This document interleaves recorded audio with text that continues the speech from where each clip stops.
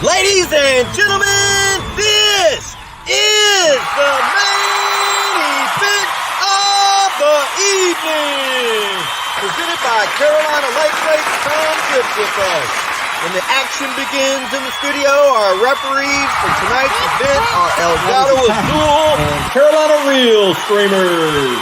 For the viewers in attendance and Facebook and YouTube users around the world, this is the moment you've all been waiting for. Live from the Elgato Azul TV studio in Louisville, Texas, it's time! What's up, slime lovers? I'm your host, Chris, a.k.a. Elgato Azul. It's my boy over here, my partner in slime, Mr. Jamie Dunn. What's up? What's up with it, everybody? Welcome to the Slime Show, baby. Woo! So tonight we're going to be talking tackle bag, what's in the bag, how to keep your stuff kind of organized, being able to not get everything totally jumbled up, easy access, and keeping it all in order. So before we do that, let me run over here and share this thing out to Carolina Lightweights. But Jamie, how you doing tonight, buddy? Dodging the raindrops. Let's just say that, brother. We about need a boat out in the yard. We got so much rain so far. Old Debbie out there, she's looks like she's going to come on shore within about 25 to 30 miles of us here in the Myrtle Beach area tonight. Sometime late tonight or early tomorrow morning. So we're hoping for the best. So far, so good. We got lights. We're good to go. So, yeah, buddy. Well, hopefully y'all don't float off on the show tonight. Tell me about it, man. Yeah, I told everybody earlier, I said, we're going to can't wait to get to the show tonight. We're going to be here until we lose lights or something. But I don't think we're going to lose lights anytime soon. So I'm excited about tonight's show. We got a lot of good things to talk about. And while we have a second, guys, a lot of cool things happening here at Carolina Lightweights. We got some new stuff coming real soon. Not going to let the cat out the bag yet, but within the next couple of weeks, we got a couple of new things we're going to be releasing. We're working hard behind the scenes to do a lot of upgrades, as y'all guys can see with all the new drifting weights. So we are happy, we are proud, and Rebecca, she's doing a lot of decal work, putting in some new custom decals and stuff on the bags, and we're excited what's going on, man. Carolina Lightweights is growing, so we're ready to go. So what's the show coming up? One of them we're keeping a secret right now. Okay. Yeah, top secret. But of course, CatCon, man, we're excited about CatCon already. We're already prepping for CatCon. We're gonna break out some new things at CatCon, and we can't wait for that. So I can tell you, me and Jamie keep our boats, our tackle storage completely different.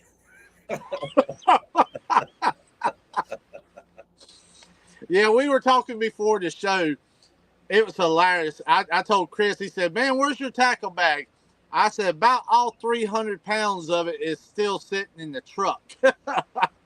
I don't move it. I don't move it too much. And the reason for that is I've just got a crazy amount of tackle, pre-tied rigs, man. For, of course, for the tournament fishing, you never know what situations you're going to run into. Always trying some new things out. I keep in the tackle bag. So, yeah, a big difference.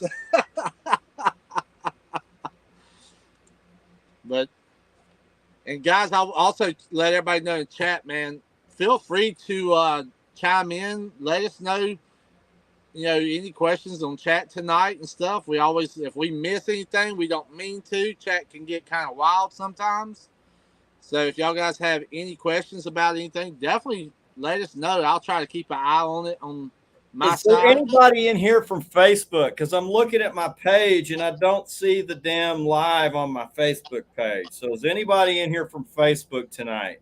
I just want to make sure it's streaming. I'm looking at it and I'm when I click on the live button, it shows it, but I don't see it on my page. So Chris, I just switched over to Facebook. I see us going through Facebook right now under okay. under yes. All right. I'm I good. see yep, checking it out. I see you right now, brother. All right. Good deal. I'm gonna head I back. don't know why it's not showing up on my phone, but all right. So appreciate everybody stopping in. Ed Jenkins, welcome in, bro. Operation Vets with Nets teammate. They were on the show last week. We got Rich Segura, another operation, the boss man of Operation Vets with Nets, CEO extraordinaire. We got Richard Gadget Green, one of my Texas boys down at Lake Livingston. What's up, Richard? Hope you're doing better, buddy. We got Walt McCorkle, another one of our teammates over at Operation Vets with Nets, baby. Bruce Journey, what's up, buddy? Welcome in. Moving on down, we got the Shitty Fisherman. Welcome in, bro. I get a kick out of his name every time. We got King of Tennessee, Micah Burkhart. Welcome in, Micah. Looks like you had a good day on the water. You lucky son of a... Well, I tell you, he's been lucky. Ain't he? Man, anytime you can fish in the middle of the week, it's pretty damn lucky. I was over there banging away on the keyboard all day. I wish I could. Welcome in, Juan. How you doing, buddy? Wesley Grubbs III, new teammate over at Operation Vets with Nets. Man, we're Operation Vets with Nets strong up in here tonight. Yeah, we are. We got Hooked on Kermit. Welcome in, buddy. Moving on down, we got Dimitri Lockett, one of my fishing buddies he's from the St. Louis area. He comes in town. We've had some good fishing times together. Mike's Fishing Home. Welcome in, Mike. What's up, brother? Kevin Walters about to put on a big tournament, be a big pain in his ass. Good luck, Kevin. Hope it all runs smooth, buddy. Corey Whaley. Been a few weeks. Where you been, Corey? Hope you're doing all right, buddy. Appreciate everybody coming in. So we're going to be talking tackle bag tonight. What's in the tackle bag? So what do you guys keep in the tackle bag? Jamie's the type of guy that carries way too much crap for my liking. But, and Rebecca's liking. Why you got always have that shit in here? So you're the guy who's worried you're not going to have everything you need, right? So you carry more than you would ever need. Probably enough for an army, I'm betting. Oh, yeah. And I tell you, the reason why I do that, man, is I found myself in situations before. You showed me your tackle bag. I used to carry a pretty small tackle bag and always was wishing, man, I wish I had that with me right now. Damn, why didn't I bring that color with me? Why didn't I bring that with me? So I said, I've got a good sized boat now. And I said, I'm going to take care of that problem. I'm going to bring my duffel bag and I'm going to have everything in there so I don't have no excuses why something's not working. Because if I've got one pole and a certain style rig is working, I'm changing a lot over to that style rig. And I've at least got something like this in one big old plastic tote of different color rigs. So we got plenty, that's for sure. I got all kinds of little tricks in there. Always trying new stuff out. And yeah. Kevin says Monster Cat catfishing terminal tackle and Carolina light weights in his tackle bag. That's it, brother. Kevin's got a big tackle bag. Hey, that's it, brother. That's it, man. His tackle bag looks probably somewhat like Santa Claus's bag that he carries. Yep. That's it, man. I'm more of the basic type guy. I've learned a long time ago what I'm going to need for the day, and I try not to have just a ton of crap with me. Now uh, I do carry a rig tying box with me if I need to tie rigs, but generally, right now, I will say I am freaking not prepared this time of year. It's small fish season. We may get lucky and get a 30-pounder here and there, but it's just not our time of year. So I generally become very ill prepared as October gets here. But as soon as October 1st hits, I'm full on. I'm super prepared. I have everything exactly where it needs to be. And I have all the pre-tied rigs that I need in case I get to breaking off stuff. Now, I will say this. Since I'm dragging Carolina lake weights, I rarely break off. So I don't need to carry 50 rigs with me anymore. Uh, I generally start with 20 rigs, pre-tied rigs in my tackle bag. And, it may dwindle down to 10.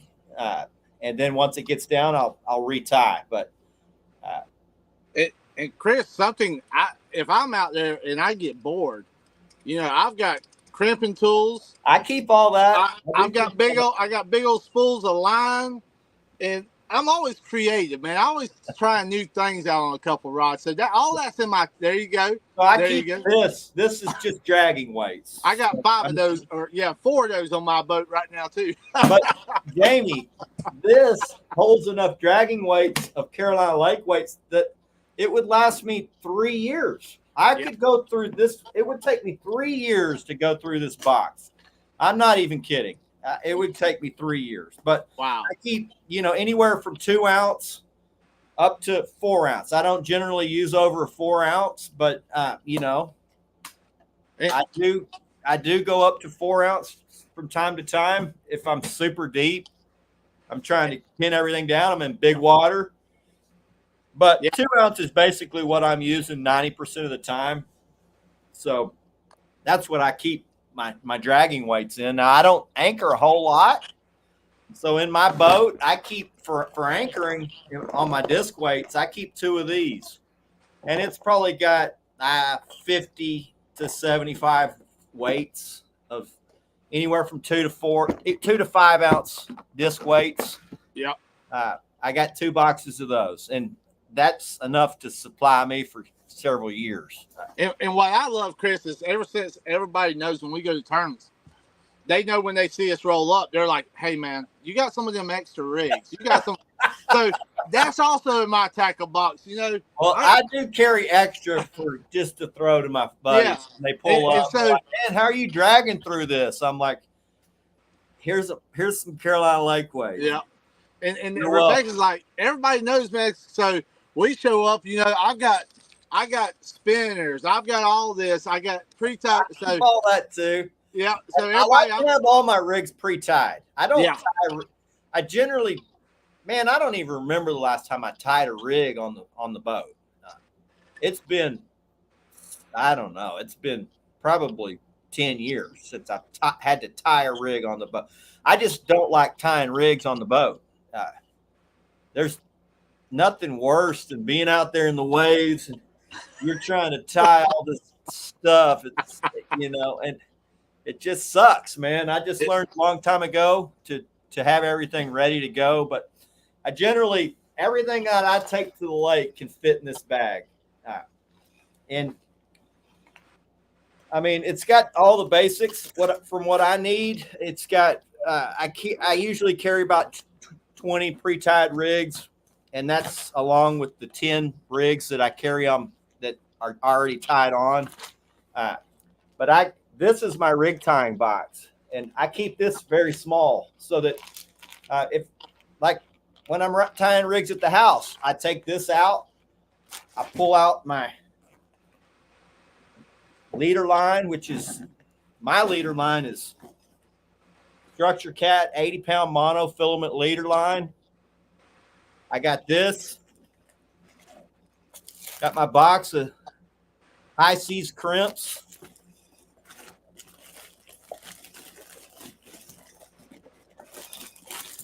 Got my crimping tool. And I got everything that I need in here. Plus, I keep in this box my inline rattles. So these are my big ones, my brutes, Demon Dragon brutes, which is one of my sponsors. They keep me well stocked. These are the 4.0s. Got some of these that Jamie gives me. We were catching those on those last week. Over here in my side pockets, got two side pockets.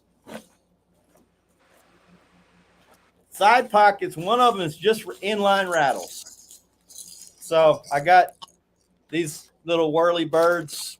Jamie's going to have to tell you the names of these. Those right there?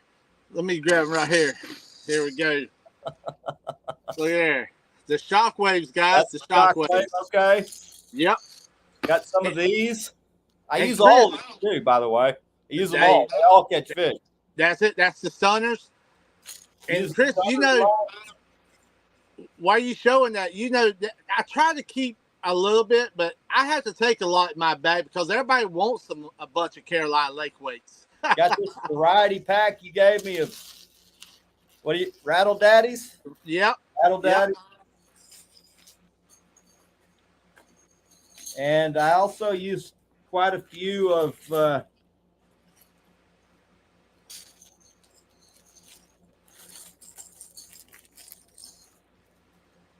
these. There you go.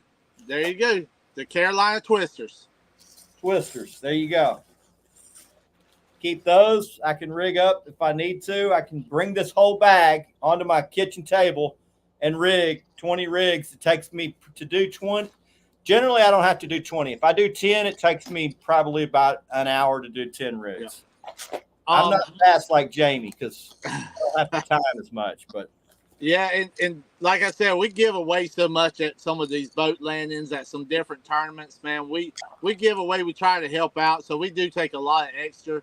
And I saw Bruce, these shockwaves, man. You do not need a 3-inch peg float with these. That is the peg float. They float, they rattle, and they spin. So you can do it all. And like I said, that's the shockwave rigs. That's how I rig mine up. I crimp mine on. Yep. I left this front off so everybody could see that there is a crimp here. Normally I would have a cover over that, but just to show it off. We have tons of these in our bags, but right now, these things have been doing so good. We're completely sold out of them until I can get some more in stock. But these shockwave rigs, man, they love them. And also, like what I said, found, if you want to make it adjustable, you just don't crimp that thing all the way down. You can just crimp it about 85%, and then you can slide that deal. You can slide that rattle up and down however you want. Now, some of them, when I just use just that, what's the little one you got on there? That's the Carolina Twister right there. When I use that, I basically, it's a Carolina rig. I put that on. I don't make that one slide at all. I just. Yeah. And guys, let me tell you, this is the proper way right here to put them on a rig. Not that way. Yeah, that's backwards. They won't spin. That's backwards. That's the proper. And like I said, they spin and they do the same thing with the 4-blade. But yeah, see, we got so many rigs, man. That we have to have them all. The reason I keep everything in this little box is because if you got a rig and you're in the boat and you got this little box, right? It's very easy to handle. It's in your hand. It's not a giant piece of, it's not a giant box that's hard to handle. I can hold it in one hand. I can get everything out. And if it does spill, this is not a nightmare to deal with. Like if you got a giant box of stuff. And That's like these right here, Chris. The big ones right here. I think I got 25 of these in my tackle box. See, I can't keep up with all that. I got everything I need in this box to fish for, for months. Really, for months, I could just fish out of this box. Now, I do have enough tackle over here on these shelves to supply a freaking army. So as this stuff, as my stock diminishes in this bag, I refill it because I buy everything in bulk. And you think you're saving money, but I got so much crap over there that it's outdated. It's like I'm not saving any money buying bulk. Chris, I see some questions. What's the advantage over crimping instead of tying knots? All right. Well, what crimping is going to help? There's multiple things. So, first thing is it's fast. If you got an assembly line and you're doing like I usually when I pre-tie rigs, it's going to be 10 rigs. If I get my assembly line crimping, it's just a lot faster than having to tie a knot and put it all through that hole. It's just quick. Yeah. Second is look how clean that thing looks. Okay. And guys, I can tell you a lot. You really don't need but one crimp on here, but I always double crimp. That to me, just gives me that little extra security. Right. And I can tell you, even with just one crimp, a catching an 80-pound fish would be no problem with just one crimp. Right. So when I started crimping, I tested out, 6 or 8 different crimp brands because I wanted to be confident. I want to make sure that it's doing what it's supposed to do, and my crimps aren't slipping, and it's a strong connection. I wanted to have faith in that connection, so I tested all mine. I put it on I tested the PSI, what it's going to break, the tensile strength of the break, and I tested all these different crimps. I have found out of all the ones I tested, high seas held and broke almost at the exact weight, which was the highest of all the ones I tested. Now, I don't remember all the brands I tested, but it was Jinkai and a lot of the ones that you see that are popular where you can buy them on Amazon. And the high seas was easily the most, it was very uniform on their break strength. And all my breaks were the highest. It was at the highest. And I also tested my knots just to see, okay, well, is it which one's stronger? So crimps are the same as a knot. I thought, well, by crimping, are you weakening the line? And a lot of guys said, yeah, you melt the end and make sure that end's kind of bulbed out. Do not melt the end. That lowers your break strength considerably. Yes, by heating it. So don't heat it. Just clip it. That tag in, and I found my high seas never slipped, not once. And I've been doing it 1.5 years now, and I've never had one slip. I did find that when you're crimping, and you got a crimp, you got your crimp tool, right? And you're going to match your crimps to the size of the line you use. So like a size 1 crimp is for 80-pound leader line. It's like it gives you the measurement. So it'll tell you 0.8 to 0.95, and that falls in line with an 80-pound mono leader. So you're going to match the crimp with the line you're using. Now, problem is some of this new line is a lot thinner. So you might have to go down on a size. You can see the diameter of the line. It says it on the package. Yeah. So you're going to want to measure that to get the right crimp. But also on your crimping tool, it's tells you which ones to use, right? Yeah. Okay. Well, I found that one crimp, which is the crimp I use, when I crimp it on that one, it actually is better for me to crimp it on the one that's even smaller. Yeah. Yeah. And because when I was crimping it on the one, I would have some slippage and it would slip. My line would slip out of the crimp. I tell you what I would do sometimes too is I would go to the one that it calls for, crimp it the first time, Then the second time I would crimp it with, like you're talking about, with that smaller one to give it that little bit more security. So just all kinds of little tricks that you can learn with crimping. And plus, you're able to do some cool things with crimping, because if you come, say, right here, you take that line, you tie it in a knot, I can tell you a big fish will break that leader probably. So here's the number one reason why you would want to crimp. Okay. So let's say, for instance, on our big fish days, when we're out there and we're really just laying waste to them, and let's say we got 25 fish over 20 pounds and 2 of them are 50, 60 pound class fish. Halfway through the day, when you feel your knot and you look at that knot, you really pay attention to that knot, you'll see that thing is frayed. Yeah. And the majority of, the line will get it too, but the hook really takes a beating. Right there where that connection is, where you're tying that knot to the hook.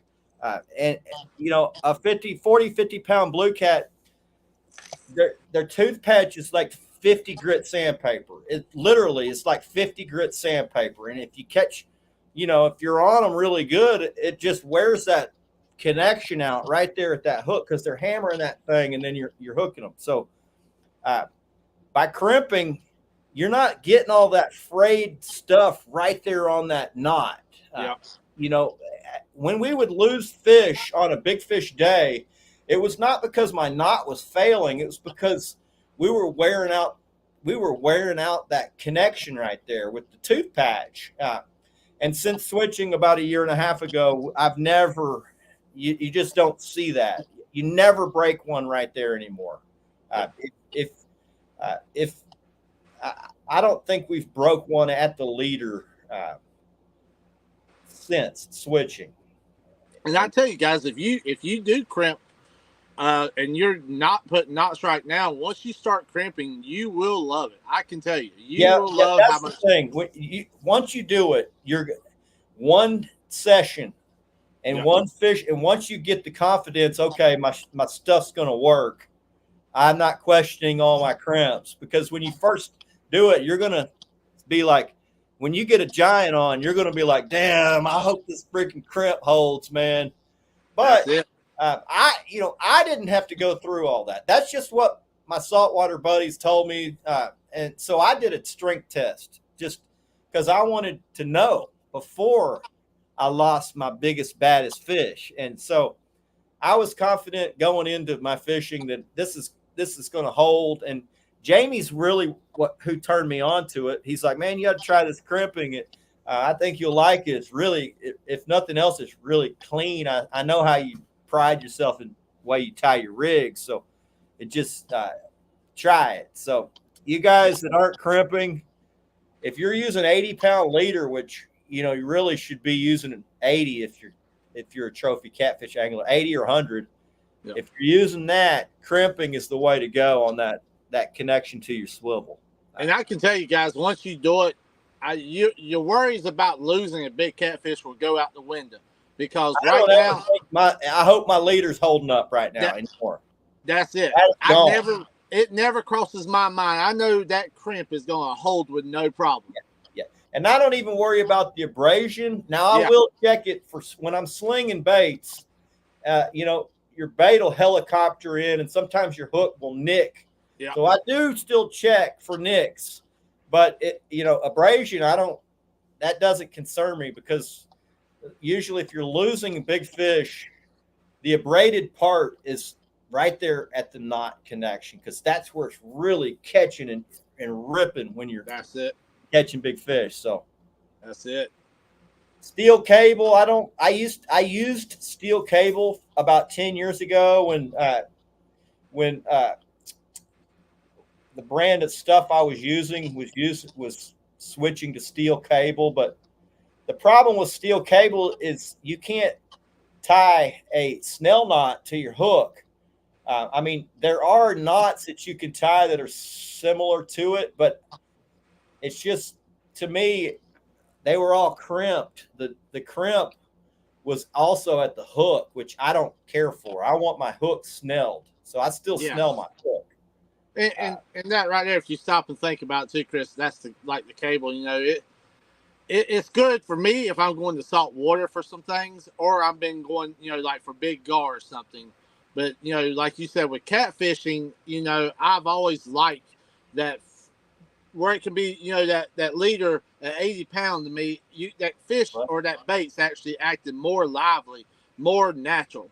What's up, buddy?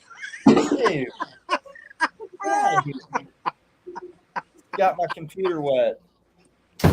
I was not expecting that from. Well, at least I didn't curse. Oh, my boy Jackson, that boy, I tell you. It's Man, bad. We're in the mid hundreds again. So wow, wow.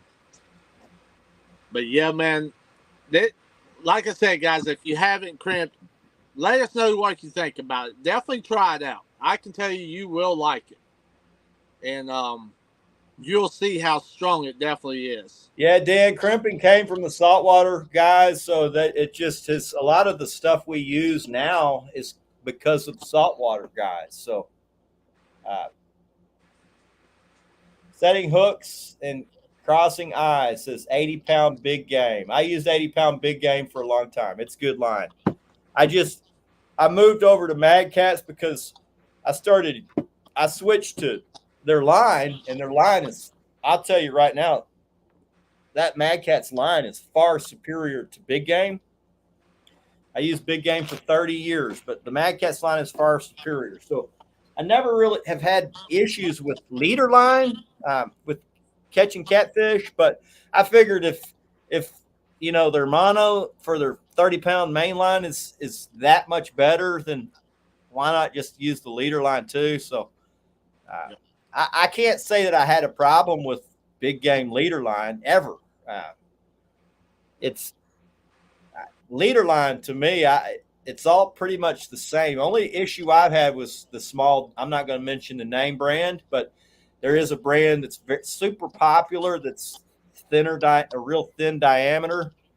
And I had issues with that, especially in the cold. It got brittle and it broke. So, and sometimes you have to watch that really stretches. You know, that stretch sometimes could be you know, just kind of knowing your line. You know. Yeah, really, your that leader is what's supposed to be the shock. That's the shock zone. So that's it. It's not really stretching, right? It's not supposed to stretch. That part's not supposed to stretch. If you're using mono, your main line is the stretch. That's it. So if you got a leader that's 24 inches long, if that stretches, it breaks. Yep. You know, a big long 100 yards of 30-pound mono, when that stretches, that doesn't break. But if it does stretch, and I know this because of my strength test that I did, when your leader breaks, it's always almost 100% of the time it's going to break about a quarter inch from either your crimp or your knot connection, because that's where there's the least amount of stretch in that little short piece. So that's the weak spot, about a quarter inch from your connection. That's it. Let's see here.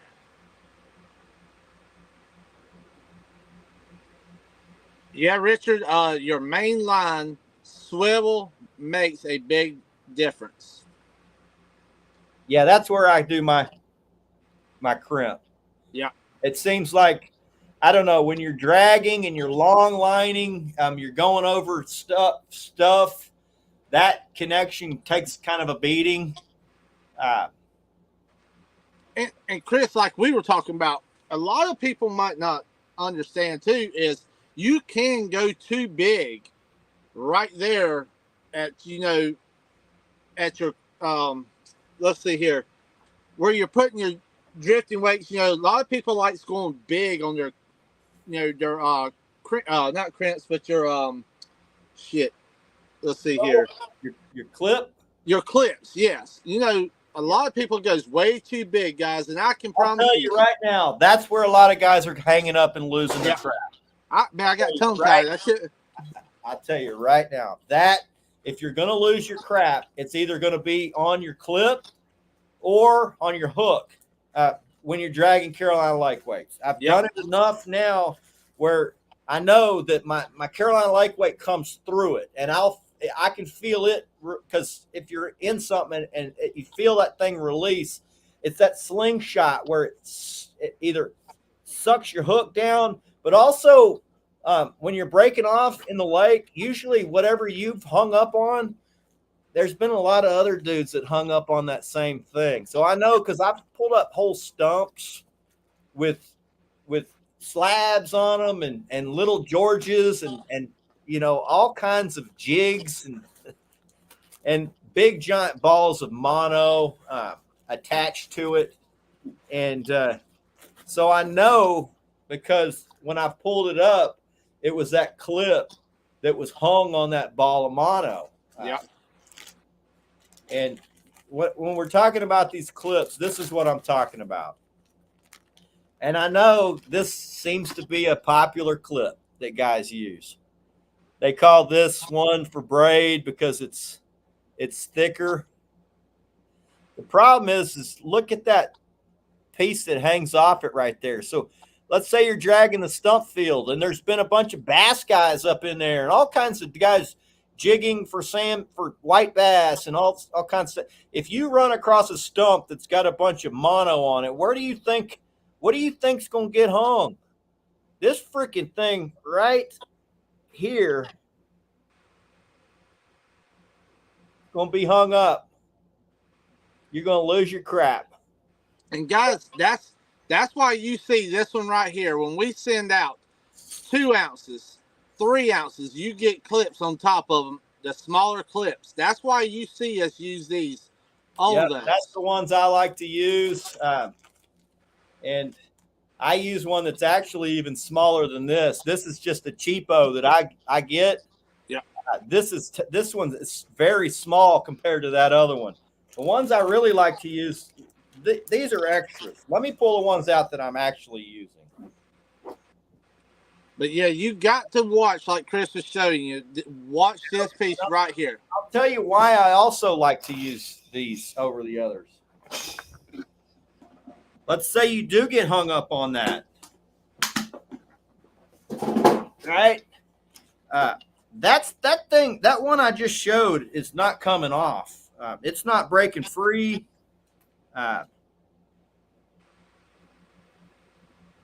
But these ones that I use, this is a Dr. Fish. I just get these off Amazon. These are cheap.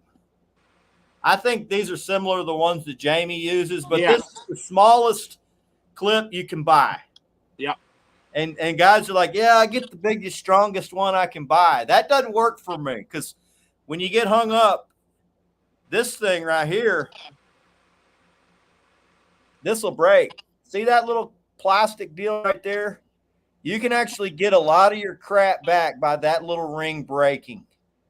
And now it's very strong. It's not like they break all the time. That it's very strong, but usually that thing right there will break free long before this other one. Yep, and guys, that's why we put those on the 2 ounce and the 3 ounce weights when you receive them from us, because that way you can take them and you can put them on your swivels and stuff. And so we were using these at Carolina Lake Weights. We were using these for a while, and I said, Jamie, we got to get these switched out, buddy, because this right here, you're losing your whole rig when that thing gets hung. Yep, and now here's the difference between these two. Yeah, you can see a big difference in that one in his left, on his left and his right there. So that's why these right here come on those 2s and 3s now. And there you go. So just another little trick, everybody, to Mike says it will break when you cast too. I've never broke one of these casting.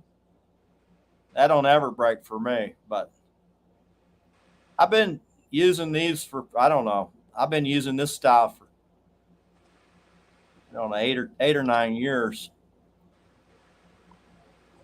They will break when you're hung up on a big ball of mono or something down there. Yeah.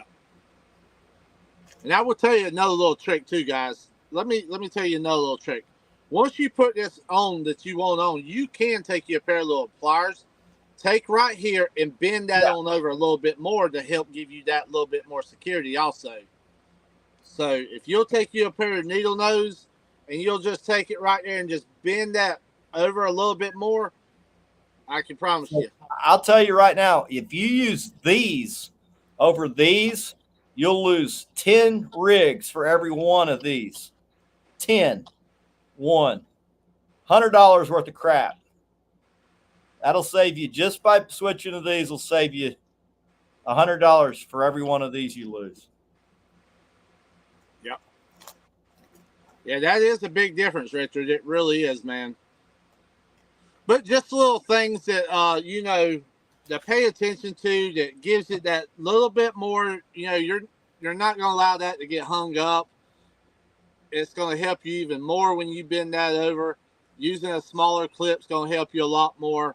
Just little tricks of the trade that you know, myself and I know Chris and I know a lot of other people out there probably already knows that we've learned over the time that's, you know, going to help you out. Yeah, I've been drifting since probably, I don't know, man. I'm getting old, so probably since 2000 I've been dragging. Before that, we just anchored. You know, it was an anchor game, but the last 24 years or so, I've been dragging. Or I'll say drifting. Dragging, I've been dragging for about 8 or 10, probably about 10 years, 9 or 10 years.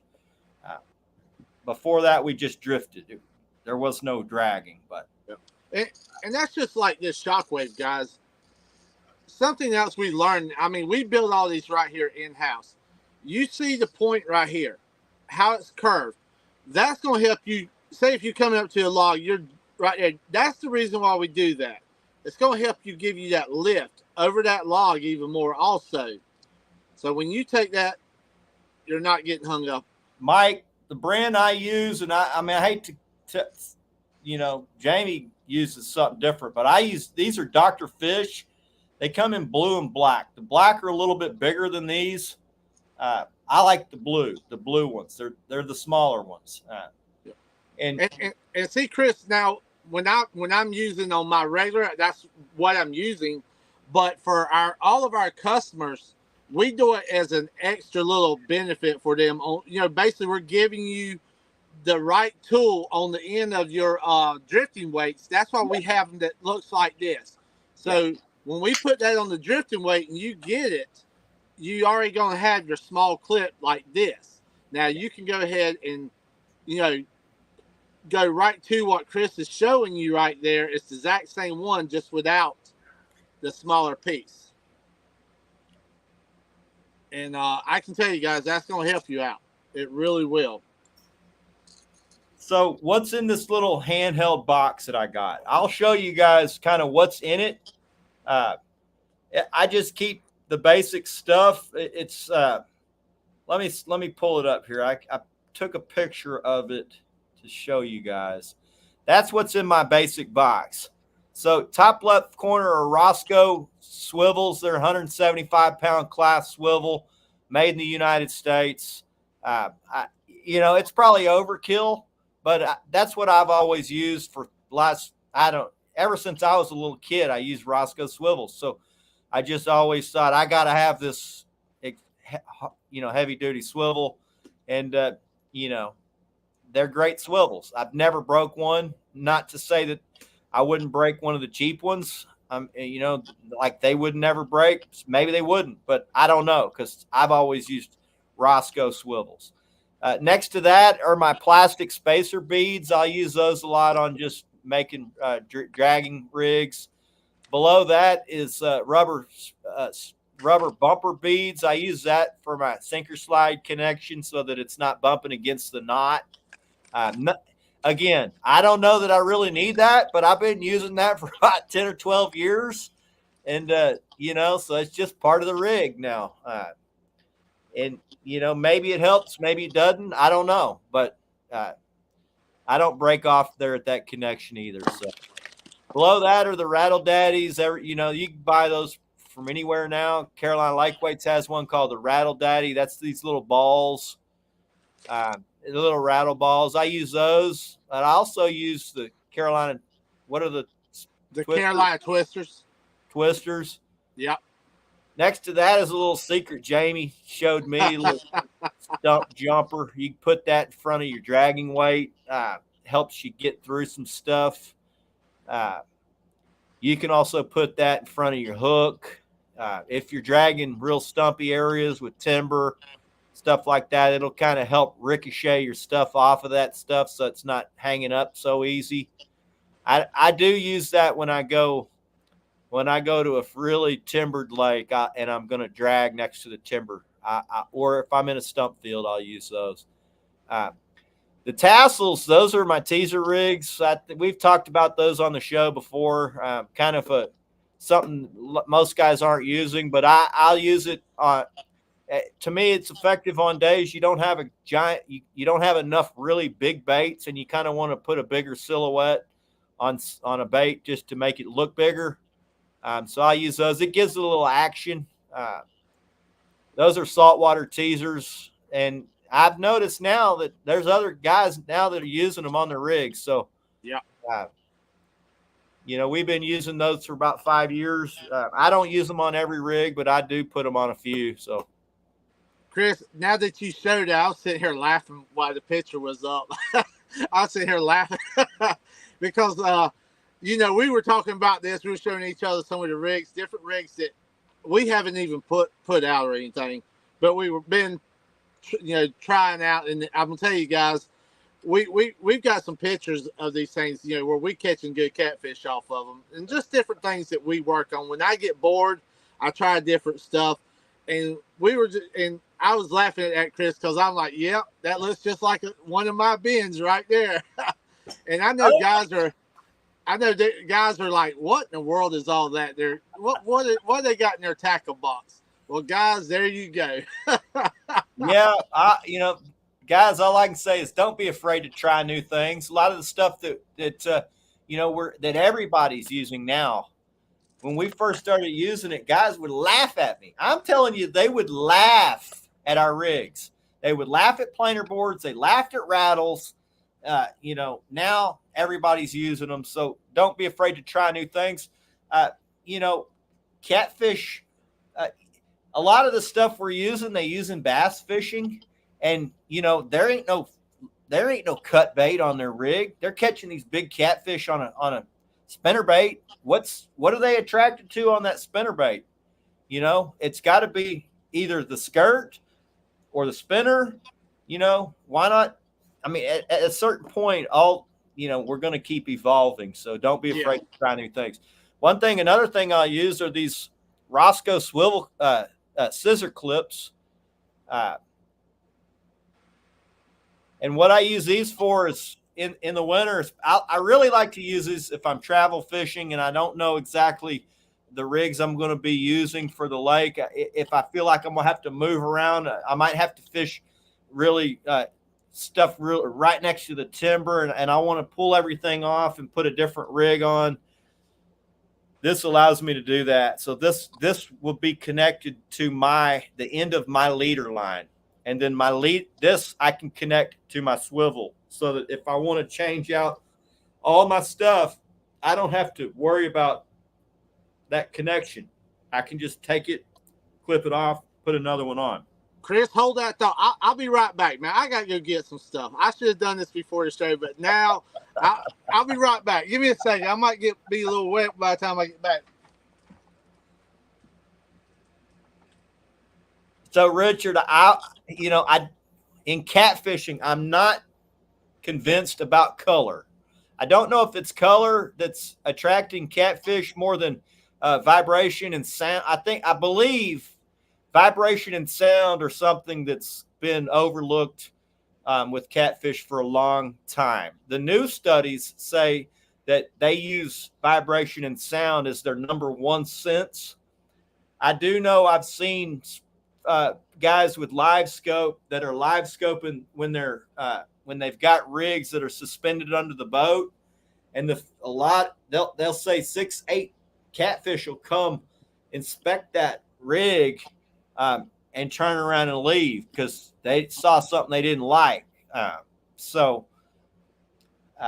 But then if you give them what they like, they nail that thing. So from the guys that were using it say, yeah, they come up. You'd be surprised at how many come look at that weight when you're suspended. They'll look at that weight and they're like, that's not normal, and they'll leave. So I don't know if it's color more than it is vibration. So they're sensing vibration, and if you can trick them into thinking it's something being predated, that's your trick. You're trying to trick the fish into thinking something's going on here. I better go inspect it, and I better go get it before somebody else does. So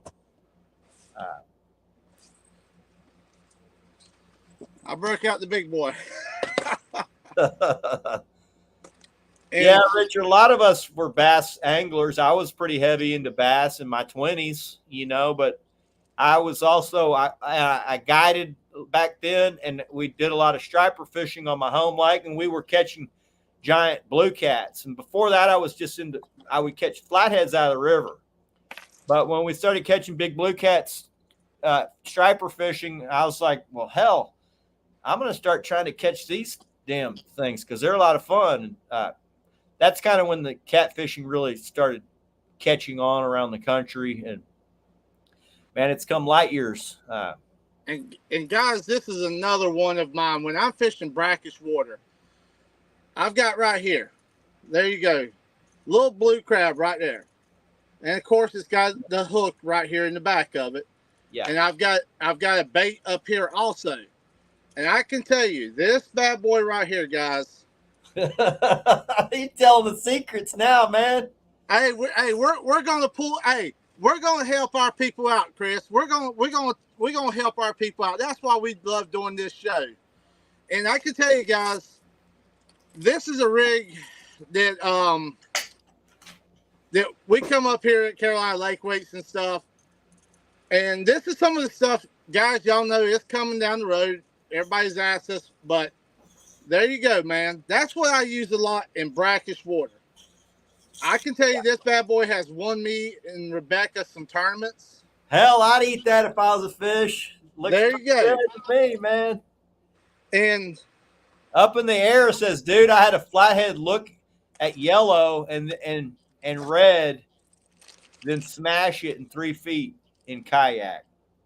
I believe it. And so, Chris, the other day we were talking about the fly, and I told you, I said, we were laughing. And that's another one that I have in the arsenal. Yeah, guys, I'm pulling out and I'm showing y'all some cool stuff. Look at there. Yeah. Right there. I can tell you, I have caught some nice flatheads and blues off of this rig right here. And there you go. Yep. I know a lot of guys that fish those in heavy structure catch a ton of flatheads off of that exact jig. Yep. So, I've been running these Demon Dragons for probably almost 8 years. I get every color because I'm sponsored by them, so they just send me the packages that bust. So I use every color. I really can't tell a difference for blue cats on color. They tend to I think they're after the sound. I've heard different things that blue cats like to hit blue more than any other color. I've heard that they don't see red. From guys on the show, they said they can't see red, so they like to use red. I don't know. That's a study I haven't seen, but as far as color, I haven't seen a huge difference in color. I try to go with something that looks somewhat natural, whether it's a gizzard shad. We've got ones that look like perch, sunfish, crappie. any of those. I mean, I've got bright pink ones, you know, they catch fish too. So I've heard that that red, yellow, and orange flatheads like that. I've heard the ones that are fire colored, they like those. Well, guys, here's another one right here. Yeah, I use that. I'm surprised you're showing that.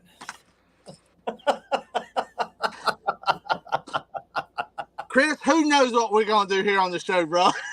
You know, That's guys, the only rig I think we hadn't shown on the show. I have shown that one on my live streams. Yeah, and we're doing this, y'all, because we want y'all to catch fish, man. Y'all guys, y'all been here week after week, and for all of our people that believes in what we're telling you, we're wanting to help you out. We want to give you that secret, and you know, I'm showing you exactly 100% what's in this big old suitcase back here, and y'all see it. I mean, you know, I'm telling you guys, like Chris said earlier, don't be afraid to use something different. You know don't be what afraid. I like to use that on? Let's say there's a day where I am not able to get enough big baits where I feel like I can fish them all day. I know that I can downsize my baits so that I'll have enough for the whole day. I can put those teasers on there and give it a little larger silhouette. But what it also does is if I have to chunk baits on a day like that, I got to chunk them up. That skirt, what that's doing is giving it a little dance as it's going, as it's going by. It gives it a little action. And, I believe that's why dragging, what the benefit of dragging is you're presenting something as it's alive and it's in its last throes of life. Every time, the boat's going like this. So it's just the catfish, when you're bringing it to them, they think, what's this? Well, that looks kind of injured.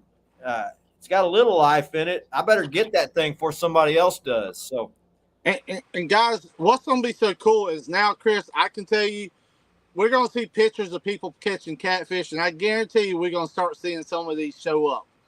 So I'm going to be proud saying, yeah, we know where you got that from. First, they're going to make fun of us, Jamie. That's it. And then and that's about just like 7 or 8 years, it'll be a common. And that's just like this one here. We knew people were going to be like, but guys, y'all see the proof is in the pudding with these. Y'all see the pictures. You see the proof of what we're telling you. Yeah, I got some PBs off of that rig, so I'm convinced. And you know what? If they'll hit that same thing spinning on a bass lure where there's no bait on it, why won't they hit that on your rig? Now, it's not doing this when you're dragging, but it's putting out a little vibration, giving it a little action. And basically what it's doing is just sitting there and it's doing like that right there. Yeah.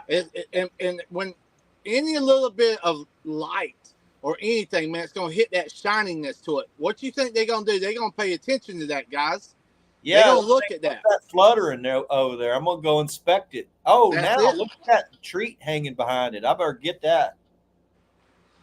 That's something you're not going to see on here at Carolina Lake Weights. Now, people might go out there and start putting it out and stuff like that. But hey, guys, we're sharing the secrets. That's why we do the show. We're sharing the secrets of what's working for us with y'all.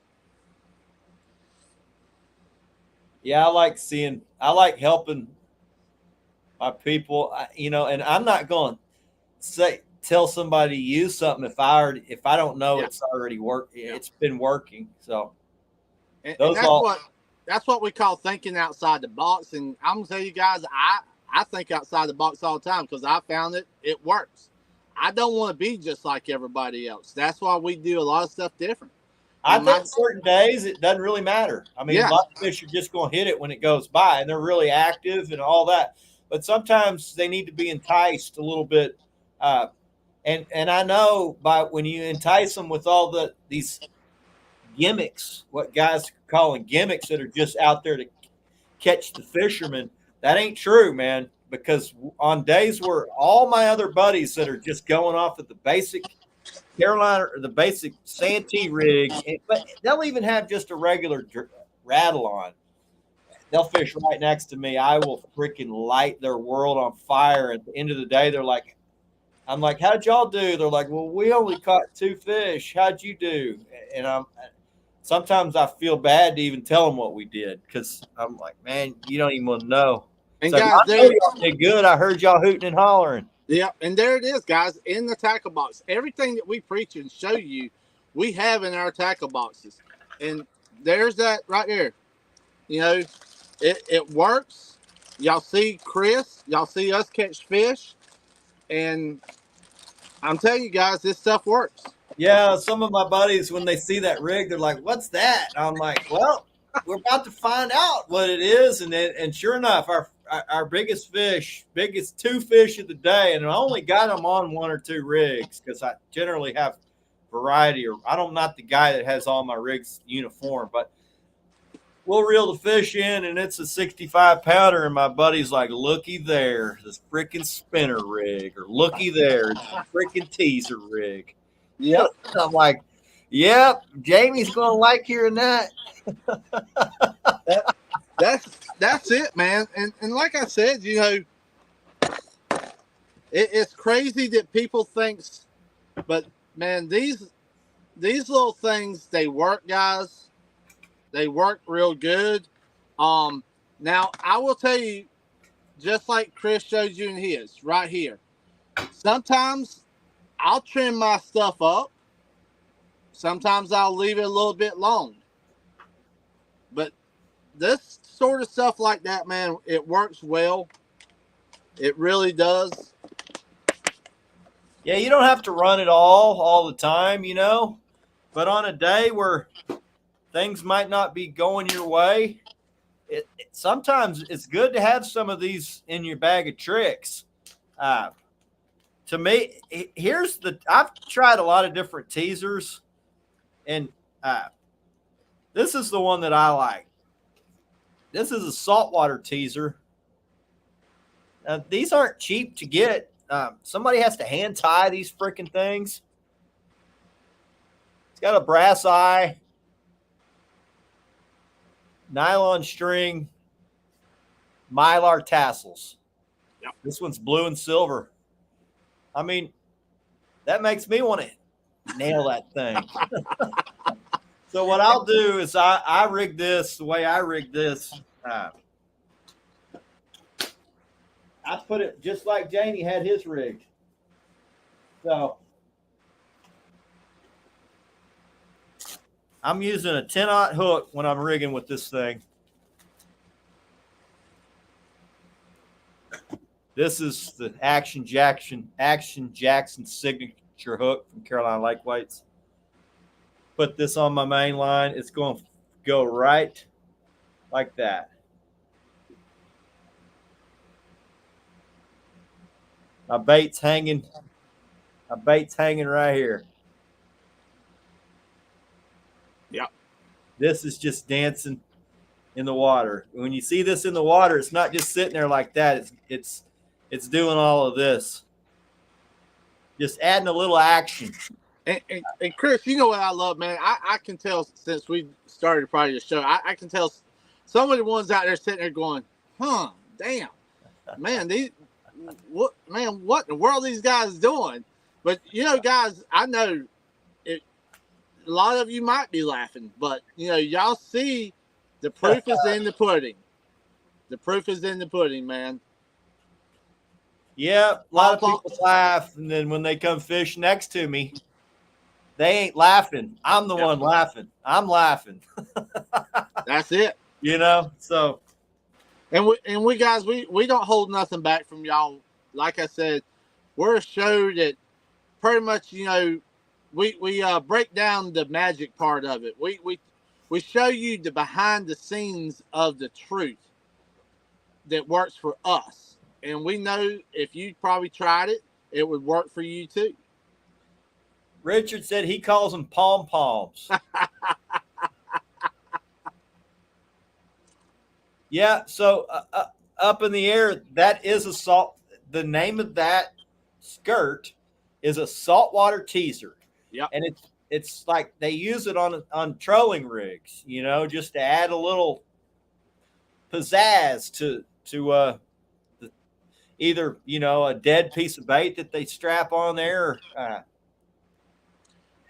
And Matt says, "Hey, don't tell anybody about that one." LOL. yeah, I do a lot of tournament fishing. That's why I'm showing you in this bag. When I tournament fish, you see what we're using in tournament fishing right there. So Matt came on the boat and he's like, "What is that?" I'm like, "That's a new rig we're testing out for Carolina lake weights. I'm putting it into use, man. We've been catching some giant fish off of this rig." And I told him, I don't know if it's the rig or if it's just lucky that we're catching them off that one, but we're going to run it today. And we fished on a day that was tough. I mean, we slayed them. It was a no-win day. The boats around us didn't catch a single fish. Me and Matt freaking just lit the lake on fire, dude. And we caught a couple 50-pounders, and they both come off of that rig. And Matt, we brought that into the boat, and Matt's like, "Looky there, it's that damn spinner." He's like, "Jamie's going to be happy seeing that." And I'm like, "Yeah, we better take some pictures with that damn thing hanging out of these fish's mouth." So, Yep. And that's what I love, after man. that, I know he came over there and was like, "I got to get some of those." And Jamie's like, "Those aren't even on the market yet. Chris is testing them right now." So, yeah, those rigs, man. Those rigs have just been, like I said, they constantly sell out, and we keep putting them more and more back up on there. And guys, like I said, if you haven't tried them, give them a shot. Fishing off the bank, fishing from a boat, dragging or anchoring, we have caught fish off of those rigs. yeah. Well, here's one thing about me. Okay, we talk about everything that we use, and I'll tell you right now, none of the stuff that I use, none of the products out of all the brands, all the companies that sponsor me and my son, none of the stuff I use is because I get it for free. We do get a ton of crap for free, but I was using all of this stuff long before any of these companies knew who the hell I was. I just started using it, telling my people what I liked, and it gained attention from these companies. They decided we like what these boys are doing. We're going to support them. So when I started getting all the support from these companies, I came on with Carolina Lake Weights, and he's like, "Chris, I'm going to have you test all of our stuff on the water, and we're going to run this stuff for months, and we're going to make sure it works before we ever put it out." So one thing you can be assured of, anything that Jamie has put out, I've fished with it for months, hard, caught tons of big fish with it before we ever show it on camera, release it to anybody to buy. It's proven to catch big fish and consistently. So, I'm not the type of guy who's going to get a bunch of free crap and then say, "This is the greatest stuff in the world," because somebody gave me some free crap. I'm not. I will never stake my name on something that I haven't fished with and know works great for me. And then confidence, once I get confidence in it, I'll say, "Yeah, this is awesome. So you guys should try it." And guys, like I just showed you a couple of the rigs that I'm using that I can tell you, I do it, yes, use a lot of it because of the brackish water where I'm at. But I can also tell you, some of those rigs I showed you that you think only works in brackish water, it works in fresh water, works in lakes just as good. I can promise you that. So just keep that in mind also, guys. Don't be afraid and think, well, that's just for brackish water. Nah, it's for everything. Up in the air says, "Do y'all tourney fish a lot? If so, I get it." So Jamie tourney fishes a lot. I haven't. I tourney fish a little bit. I pretty much quit when we had my son because I just wanted to get him going. And anybody that knows my son knows that it's been a long journey to get him to where he is now, but he owns lake records on every lake we fish. He's a super good luck charm. It's all this hard work dealing with his wild ass has paid off 1,000-fold. So, yeah, we're going to probably get back into the tournament fishing. We just been chasing records, man, tell you the truth. And I enjoy watching him just fish. So, sitting here. The problem with our tournament scene here in Texas is the big tournaments all left. The guys that were all traveling here, Texas is where the big money tournaments started with the Cat Masters. Cat Masters at Possum Kingdom, then up at Texoma's, $50,000 prize, boat. But what happened is all these guys from all over the country came here and just couldn't do well. And they went back mad, upset. And so the tournament director's like, well, we're going to have to just leave Texas. And he's from Texas. So they left and didn't come back. Now, since then, I think that Cat Masters is no longer a thing. But, yeah, I don't know that the big tournaments will be coming back to Texas because, Texas is not an easy place to fish. We do have good fish, just different. It's just different than everywhere else. Different tactics, different bait. Conditions are different than what guys are used to. That you generally go win elsewhere. They come here, they don't even place. They're not even on the leaderboard. So it's not really good for business when your top guys just come here and don't do well. So I wish they still had them because me and my son would enter, and I have no doubt we would do well. But might have to start traveling, coming meeting Jamie, and jumping on the Carolina Reel Screamer boat. Yep. We got some big plans for next year, man, and hopefully everything goes right. I'd like to people for the big money tournament come jump on. So we've got a couple of King Cat tournaments. One at I believe it's the 26th up on Lake Hickory. Then we're going to be doing the 2-day King Cat tournament in Santee Cooper. So we got some big ones coming. Richard said, Chris, can I get your first order at Carolina Pom Poms? Oh, my goodness. Richard, that style of teaser is not real easy to find. Most of those teasers are real heavy, have the brass eye is super heavy. I had to just basically find a guy that was making that really small profiled one for catfish because the other one's made. Don't quote me on it. I think it's a ballyhoo rig. It's a giant freaking. They put a giant bait behind it, so most of those teasers are like this. Well, to me, I was like, well, that doesn't work, and it's a real heavy eye. So, and guys, I used to do nothing for a lot of ones that. I used to do nothing but saltwater fish a long time ago. And I did bring a lot of that over to our catfishing. And I have found that a lot of the stuff I've done in saltwater does work just as good in freshwater. So, I think South Carolina is kind of where it all started for trophy catfishing. And I believe that's also why they brought all that saltwater stuff into the catfishing world because a lot of those guys are fishing the coast and they're like, well, this is working over here for this. Catfish is somewhat like a saltwater fish, fishing for them.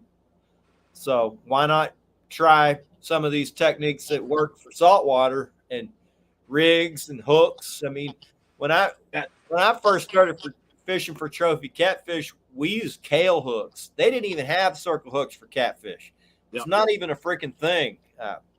And Bill, like you just said, no crabs in southern Illinois, but I tell you what, you hook that right there up, my friend, and I can guarantee you will start catching some nice fish off of that rig also. I may have to try some of those this winter and just see for myself. And Chris, I tell you, I we ain't do. gonna believe you until I start catching. See there, I'm Just- so. That's just me, man. I mean, I got to put.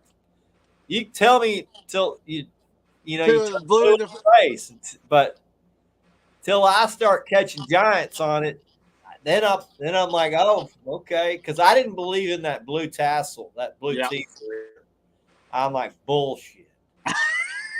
I'm like, we'd have a 4-fish day, and I'd only have the teasers on 3 or 4 rigs. And my buddy's like, well, how'd the teasers do? I'm like, we caught them all on the teaser.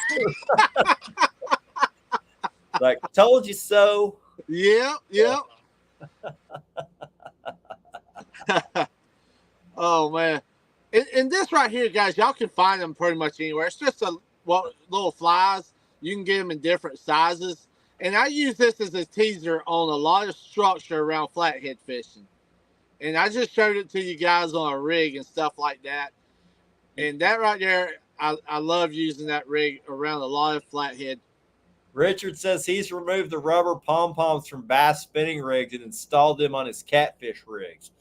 So, when I told Jamie, I think we need to probably develop this, because we talk and I've shared some secret. There's still a few that I've shared with you guys before, but I have not let the cat out of the bag. We don't not release some of these things, but I told him, man, this teaser rig on certain days, this teaser rig catches every fish. And he's like, you mean this thing?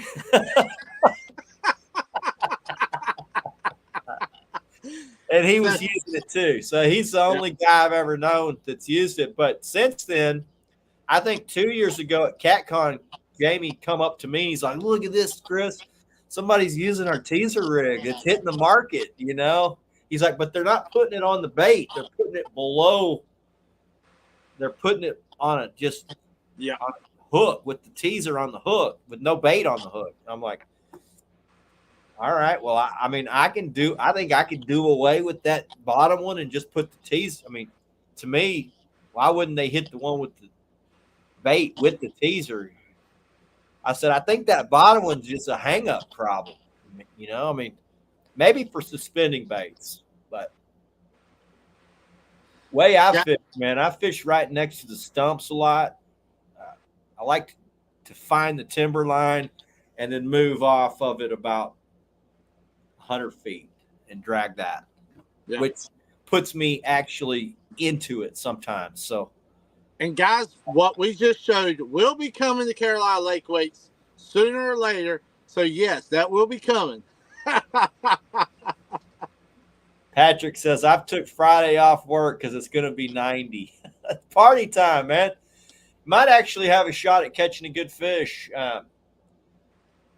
90 gives you a few extra hours of fishing if you're day fishing.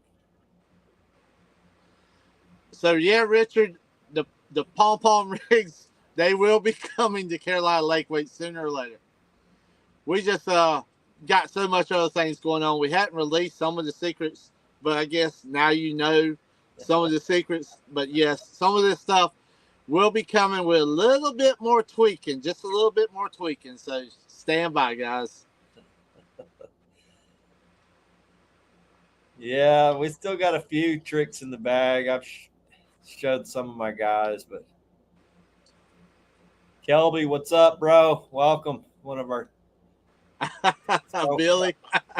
Yeah, I'm telling you, Mr. Billy, the things that we're showing tonight, we've caught some good catfish off of.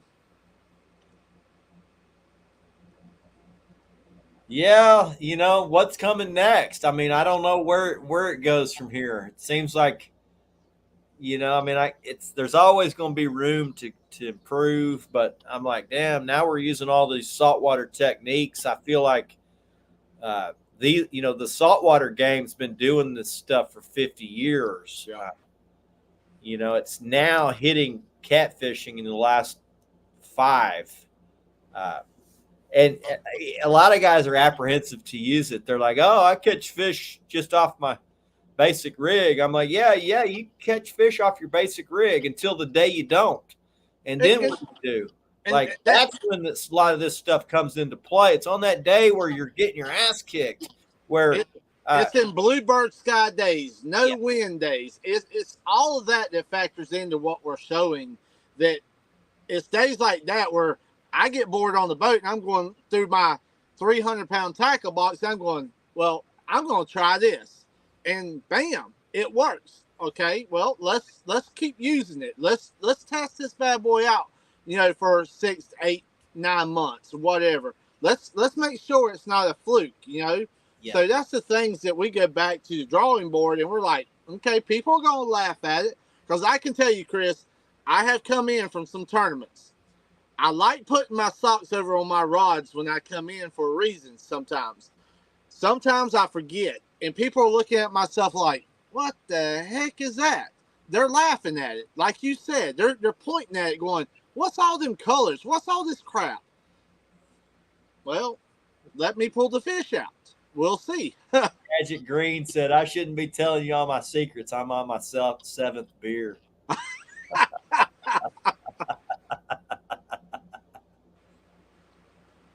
Walmart shad. I don't use it, but I can tell you I've had buddies that have used it, and they never caught a fish. I can tell you, Chris, I have used it, and I've not caught one fish off of it a long time ago. There ain't nothing like having a fresh bait, guys. Yeah, I know. The last time I used frozen bait was like 20 years ago. I still remember the day I used it, because I thought, okay, because I couldn't get bait. I don't remember the exact scenario, but I had I used to bring a bag of frozen just in case, because, I would still struggle sometimes with bait, and it was in the middle of winter. And I don't know if I ripped my net or whatever, but I couldn't get bait that day, so I just rolled with frozen. And I caught one damn fish, and the whole time I couldn't even have fun fishing, because all I thought about was, what if I had fresh? I mean, what would I have caught if I had? Would I have caught 5? Would I have caught 10? And I thought, after that day, I will never, ever freaking have frozen bait again. I'm going to do everything in my freaking power. I'm not even going to start fishing until I got what I need. And I think that drive to get that bait figured out 20 some odd years ago has probably helped me more than anything, because it makes all the difference in the world having the right bait for that day. It's size variant, but also type of bait you're using, knowing what pattern you're going to be fishing that day, and what fish will eat in that pattern, or what bait they'll eat in that pattern. There's sometimes you're fishing a certain pattern, you can use multiple types of bait, do well. If you're fishing around stumps, sunfish do great, any time of the year, because there's always sunfish on stumps. And in our lakes, we have a lot of that. So, and I don't use sunfish a whole lot anymore, but I've caught a ton of big fish on sunfish. So, and guys, y'all saw not too many shows ago where we've done our live fishing. The reason why I like American eel so much, y'all guys got to see American eel, working at its finest that show. I mean, fresh bait, like Chris is saying, works excellent.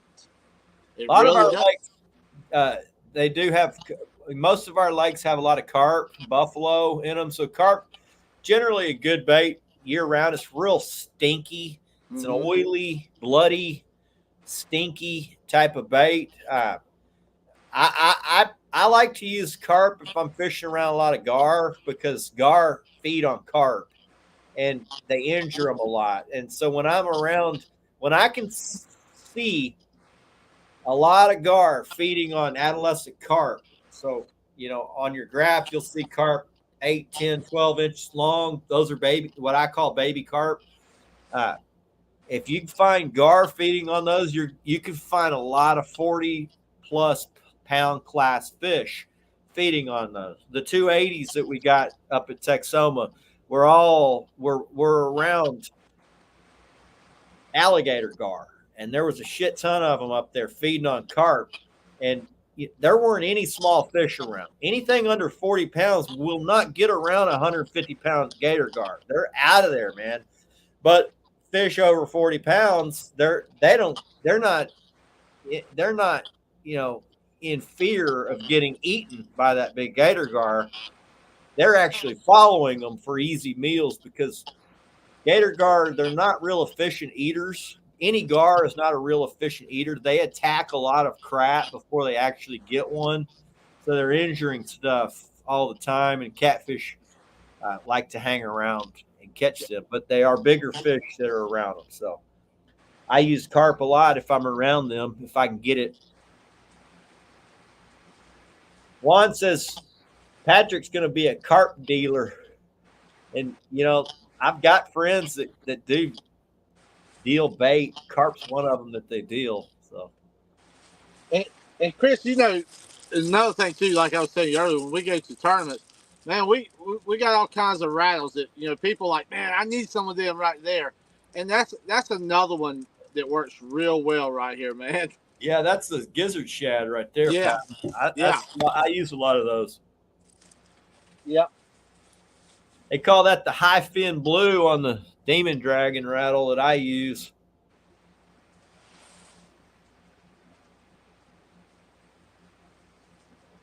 Richard says, I'm still feeding night crawlers in my fridge from a week ago so I can catch some bank fishing bait.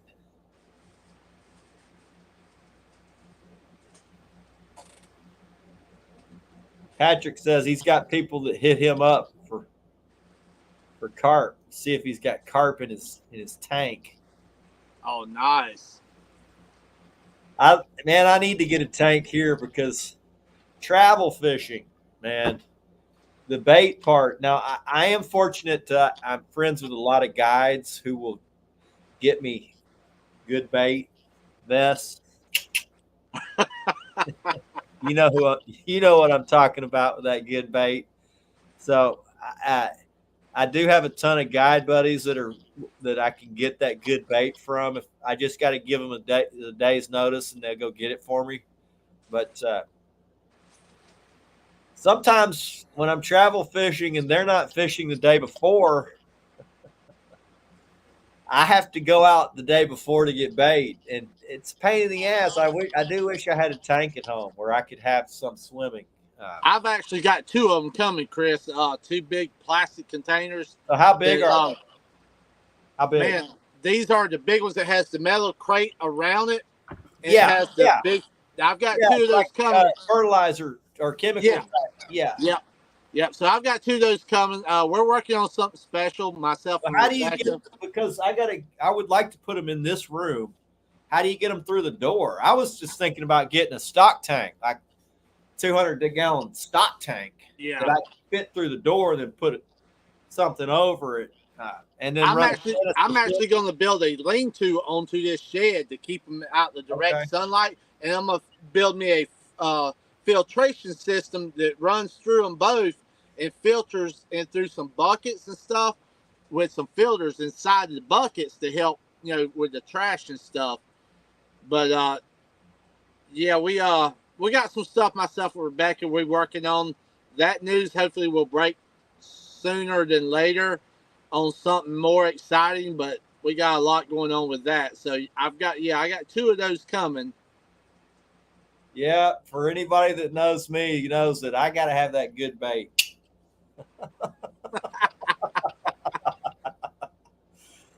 I won't even freaking. I got to have that good bait.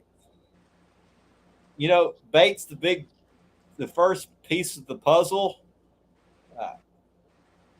Every lake's a little different on what they like, but here in Texas, in the winter, you need if you really want to hammer big fish, most days you need the right size bait, more really than the type of bait.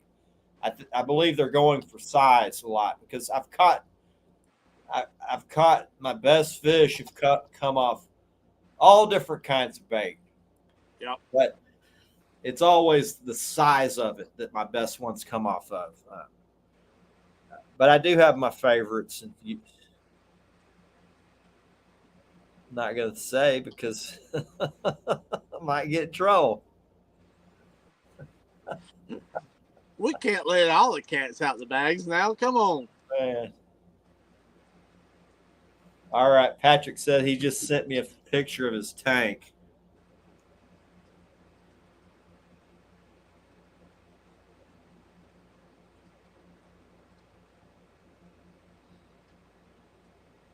Send it in Messenger. All right. Got it. And yes, even like an old freezer, guys, you can turn and adjust them all the way down. There's Patrick's tank. So you got nice.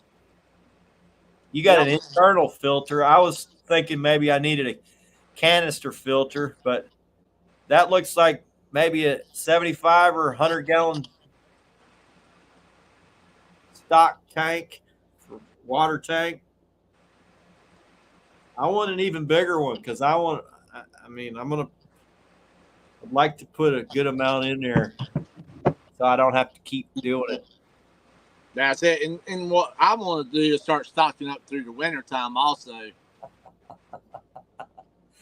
One said put a foot-long hot dog on a double hook rig since we're letting all the secrets out. Hey, Juan, make sure you put some strawberry jello on it. I was about to say the strawberry jelly chicken. There you go, y'all. Okay. Patrick says it's a 300-gallon tank. I got you. That it didn't look that big, but have an extra pool pump with a filter. All right, canister filter. Yeah, that's kind of the setup I was looking at. So I'm looking to put 50 or 60 10 to 12-inch baits.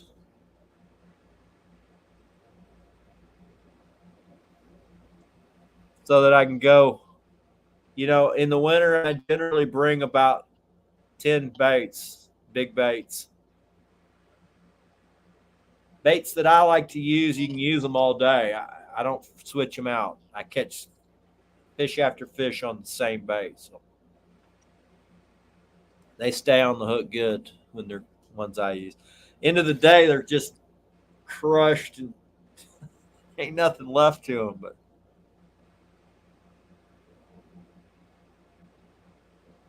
Richard, my bait catching trap, I've got a Z trap, Texas Z trap.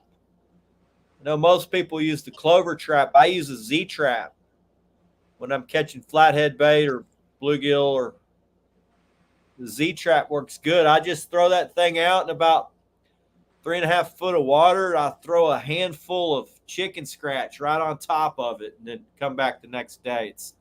It'll have 60 or so good sized bluegill in it.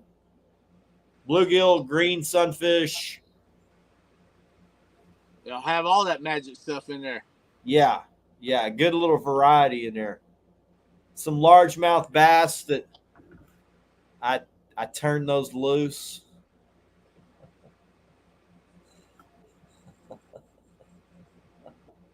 Yep, got to make sure we turn them bad boys loose. Make sure you turn them loose.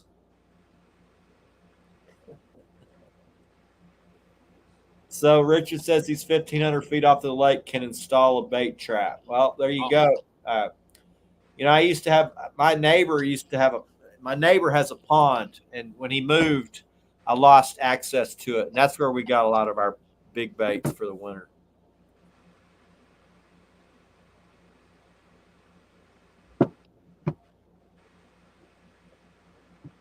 Yeah, the Z trap, you can order them online. I can't. It's been a while since I've ordered one, Richard, but Z traps work great.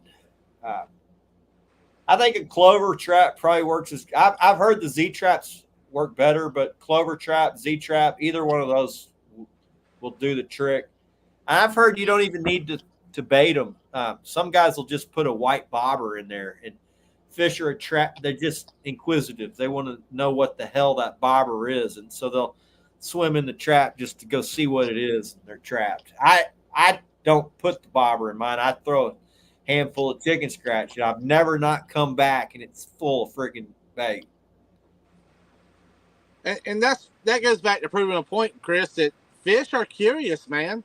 They want to check stuff out, and that goes back to talking about some of the stuff that we were showing you in the tackle boxes. That fish get curious. They want to know, what is this? Let's check it out. A lot of them want to come inspect it, and then when they see something that they like, or maybe it's a smell. I don't know. I think it's probably a combination: see, smell, hear, vibration. They're like, gotta have it. Yep. If you can provide enough of those things that entice them, they don't have to just sit there and look at it for long. They're like, gotta attack that thing. That's it. Dan says he uses bread. I've heard a lot of guys use bread. Yep. Bread, corn, all kinds of stuff I've heard. Yeah, I just use chicken scratch because I could throw that thing out there and it's attached to a string. So you throw it out there, and then I can just broadcast about a half a cup of chicken scratch right on top of it. So I don't know which way works better, but that way worked great for me and every time I've done it.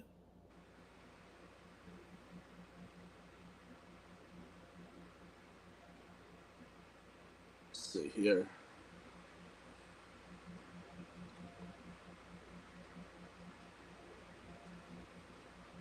I don't see y'all have lost any power tonight, Jamie. No, I don't know.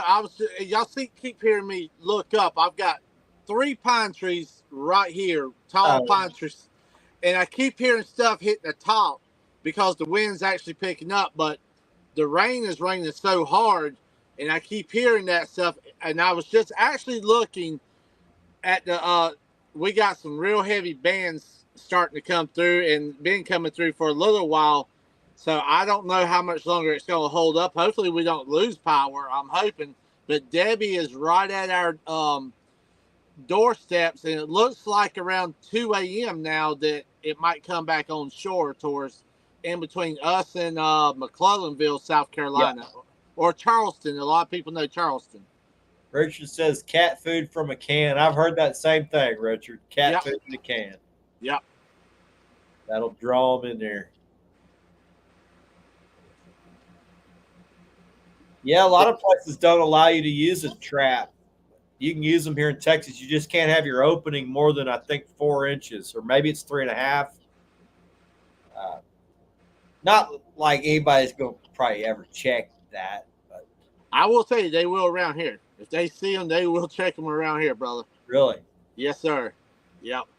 If they would just do the set hooks and the trout lines as hard as they do the traps, we would be golden, man. I've never even been checked on a fishery by a game warden. Wow. Y'all saw it on live. They show up to check us or, ask us questions using no lights on their boats and using nighttime vision. They are really strict around here. Yeah, the only time I've been checked was back when I fished at floodgates for flatheads. We get checked damn near every time. Yeah. When I fished the river for sand, when I was a kid, we used to go down to the creek when the sand bass ran, and we would get checked in the creek almost every time. They'd come up in there in that creek, checking us for our license. But on the lake, never been checked. Wow. Only thing I've been stopped for is for safety checks. Drunk driving and stuff like that. Yeah. I mean, we get DNR here, and the Coast Guard, especially being this close to the ocean and stuff, man, it's tremendous. I've been checked before I ever put it in the water at some of the boat landings and stuff, and they give you this slip from Coast Guard to show that you've already been checked. I probably get 3 or 4 of them a year. So we're not allowed to use gill nets down here in Texas. Well, we got to use cast nets to get our bait. So I do see all those guys on the James River putting out gill nets. And I'm like, man, it'd be nice if we could go put out a gill net and just come back the next however long it takes. I don't know. I've never used one, but getting bait here is the trick. So, I mean, a lot of guys can't get it, especially in the winter. I get it every time. I'm getting it. Once you're able to get what you need, it pretty much it helps you with the fishing. Uh, Matt said most of our game wardens in Texas have been deployed down to the border. We are not happy about it. Wow.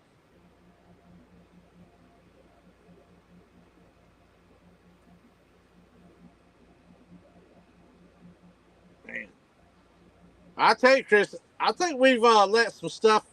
We let some of the cats out the bag tonight for our people, man. And I love it that a lot of people got to see actually what's in our tackle bags. And like I said, Yeah, I didn't show some of the stuff in mine. Pre-tied rigs, hooks. yeah, My hooks separate. I got 8-aught hooks from Jamie, Carolina Lake Weights.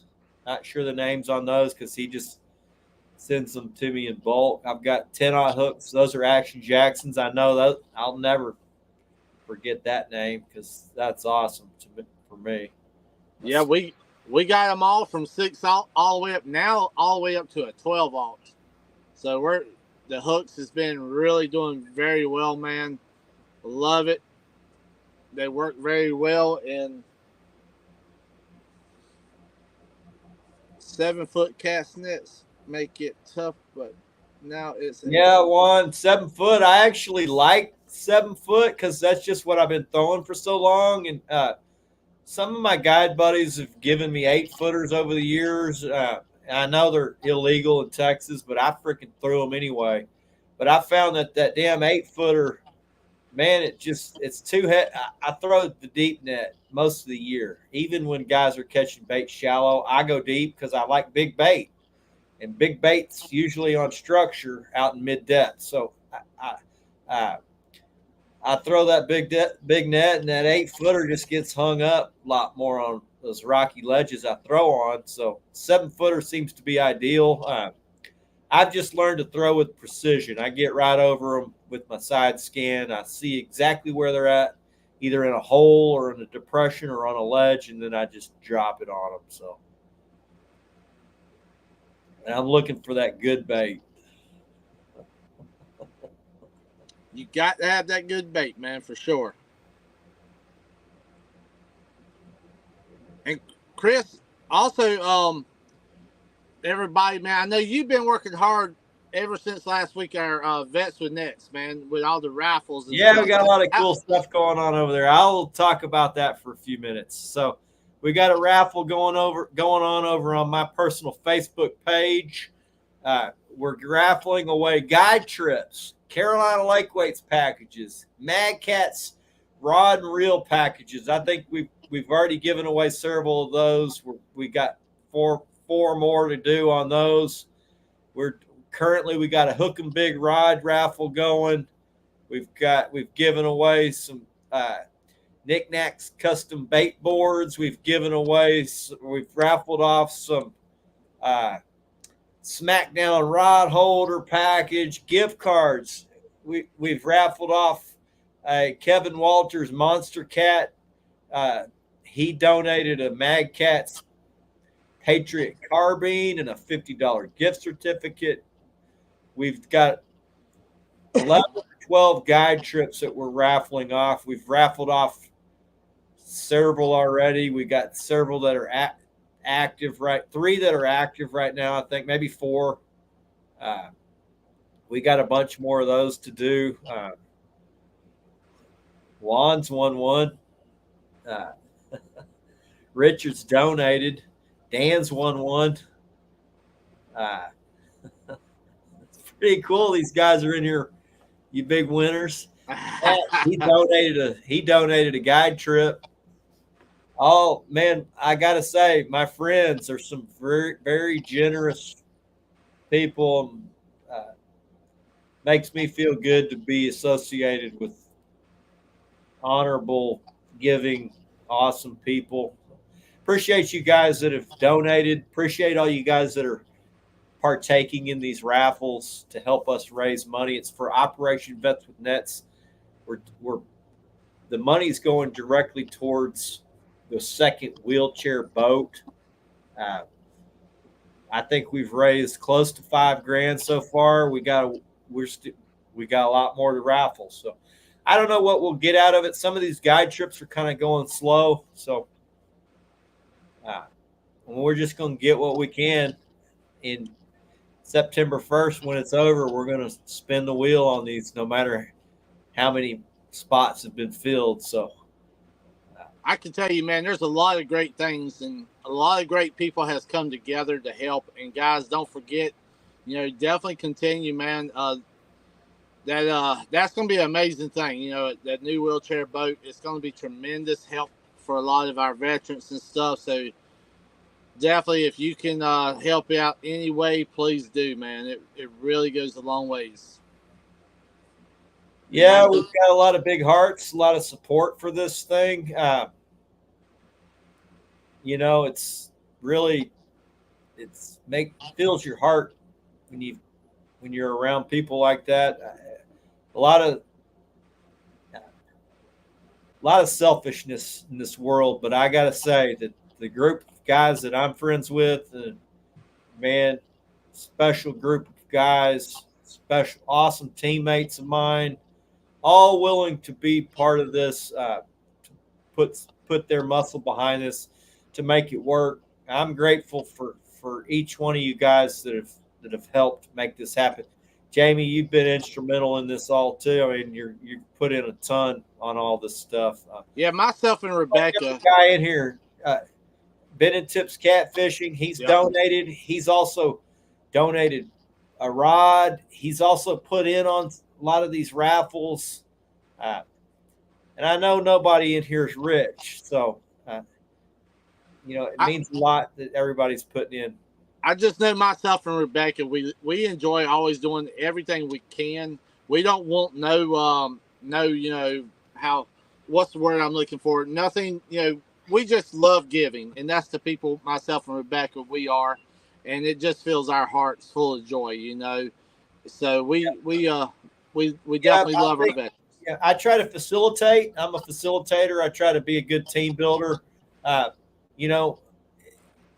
think sometimes guys may not be used to giving, but once they do give, it makes them feel good, and they're like, "Damn, that I didn't even realize how good that was going to make me feel to do that." So they'll do it again. So, if I've asked you guys to give, don't be afraid to tell me, man, I've given enough, because I'm not afraid to ask guys to give. Now, I'm not asking them to give to me.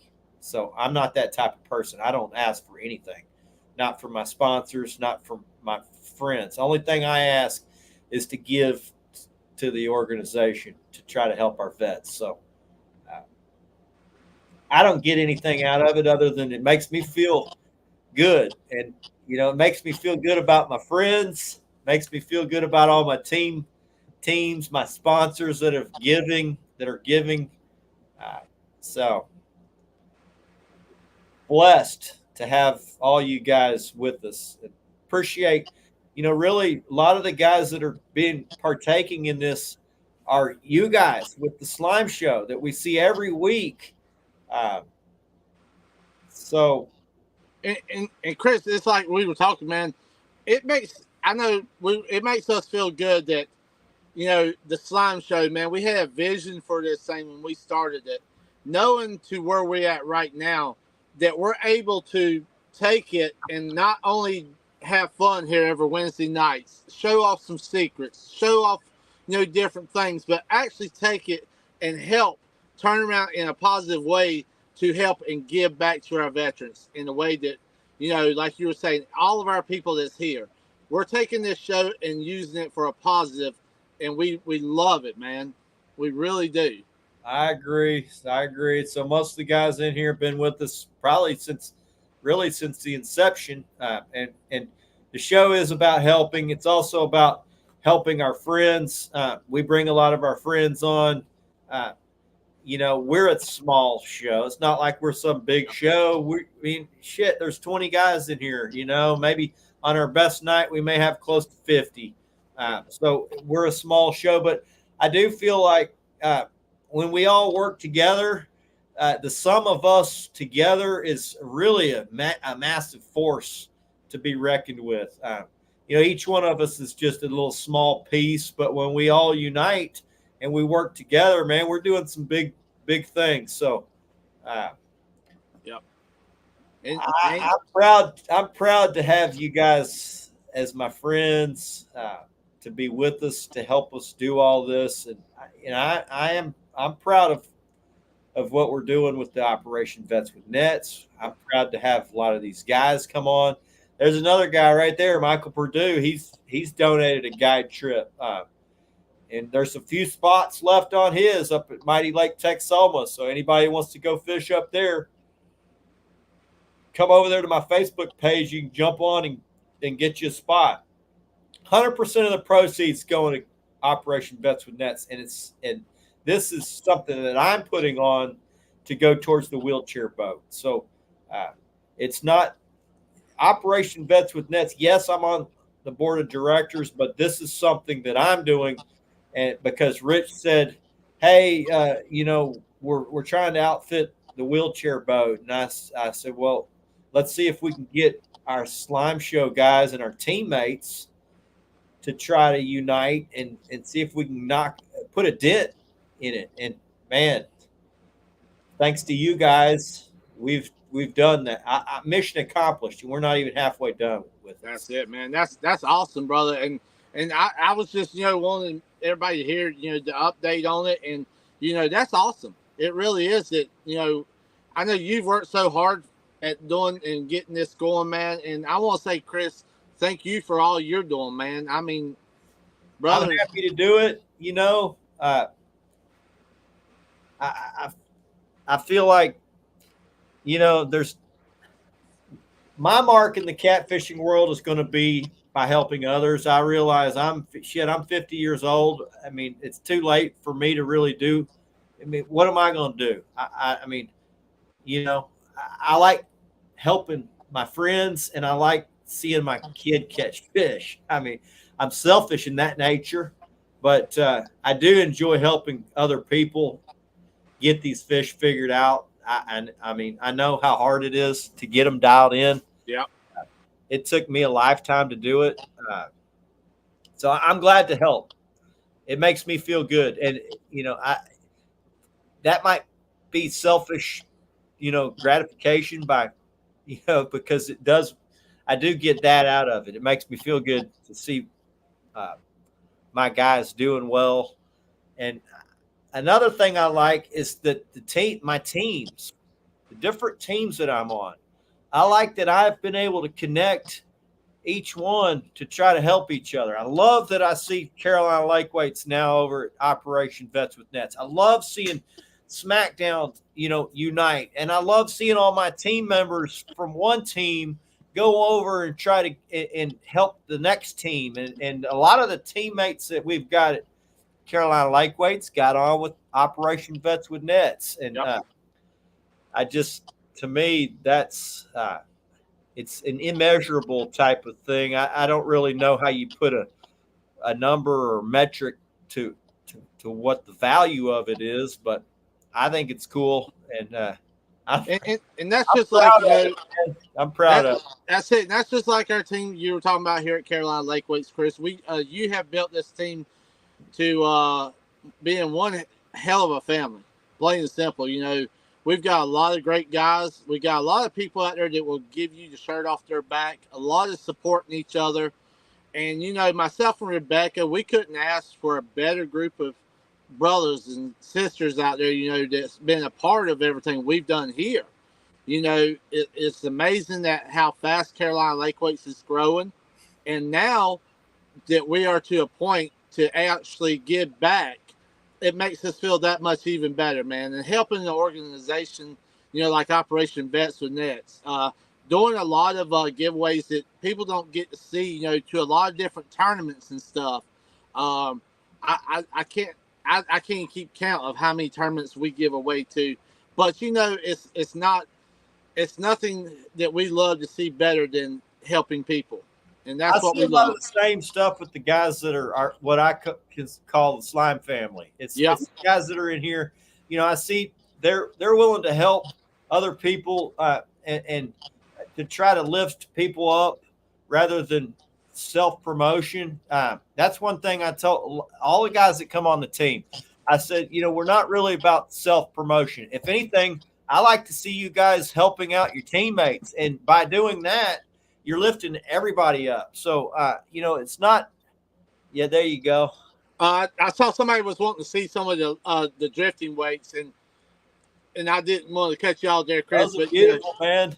Those are yeah, beautiful. and guys, I will tell you, for the ones that don't know, we've got the river weights, we got all the drifting weights, we got everything from 1 ounce to 10 ounce. And guys, one of the things that we just redone, everything from 3 ounce all the way to the 10 ounce is rust free, completely rust free. The 2 ounce and the 1 ounce is coming very soon. There you go, guys. Dog, Chris, you've had some of those for a long time, brother. These are Gen 1s. I don't fish Gen, with these. yep. These Wow. You sent me these 2.5 years ago just to show the different colors, and I think it's cool. That's awesome, man. Jamie's talking about the rust free. So Yeah, I mean, that's just another thing about the rust free, guys. Some of these dragging weights that I've got on my rods, been on my rods for over 2 years. I fish every week. I fish nasty stuff. But we would have competitors saying, "Oh, look at the rust." I'm like, in my mind, I'm thinking, here's the thing. Y'all's aren't going to be on the line long enough to ever look like what these look like. These have been dragging through all kinds of crap for years. So in order to shut these people up, Jamie's like, we're just going to make these out of something that ain't going to discolor. So there's the new ones right here, guys. This is a 3 ounce right here. And there's the clip I was showing you right here earlier. Right there on top. And I've got a 4 ounce here also. And I can tell you, the improvements that myself, Rebecca, that we've done, even now that they're rust free, let's say that again. Rust free for all the ones that might get technic shot from it or whatever in the past. Let's just say that. Here you go, guys. Even more flexibility. You can take in time and knots, everything. There you go. And the 2 ounce will be happening very, very soon. So we've got a lot coming to Carolina Lake Weeks, guys. A lot of improvements. Just like the new bags right here. So we just want y'all to know that we're not sitting around not trying to improve stuff. We've been testing these out. Chris has tested them out before we ever released them. this is the third. This is the 3.0 that's coming out. So this is the third upgrade, and it ain't going to be the last. Jamie's going to keep working on this stuff. And anytime I've said, "Hey, I think this could be improved," he's not upset that that I'm dogging what we got. He's like, all right, I'm going to start working on it. And then, it might take him a month or two, but in a month or two, he's got a prototype for me to test. He's like, I'm going to send this prototype. I'm going to have to test it. And I can tell you guys right now, too, Rebecca's been in the house working day, night, even 4 o'clock in the morning, guys. We're out here in this shop trying to do a lot of other improvements, and we've got a lot of great things coming soon that I can promise you that we just don't release something to release it. We make sure we test everything we do we want to make sure before you get it that we've already tested it for 6 or 7 months or longer to make sure it works great or even better than what we've got. And that's what we do. We constantly just back and forth, making sure that everything works.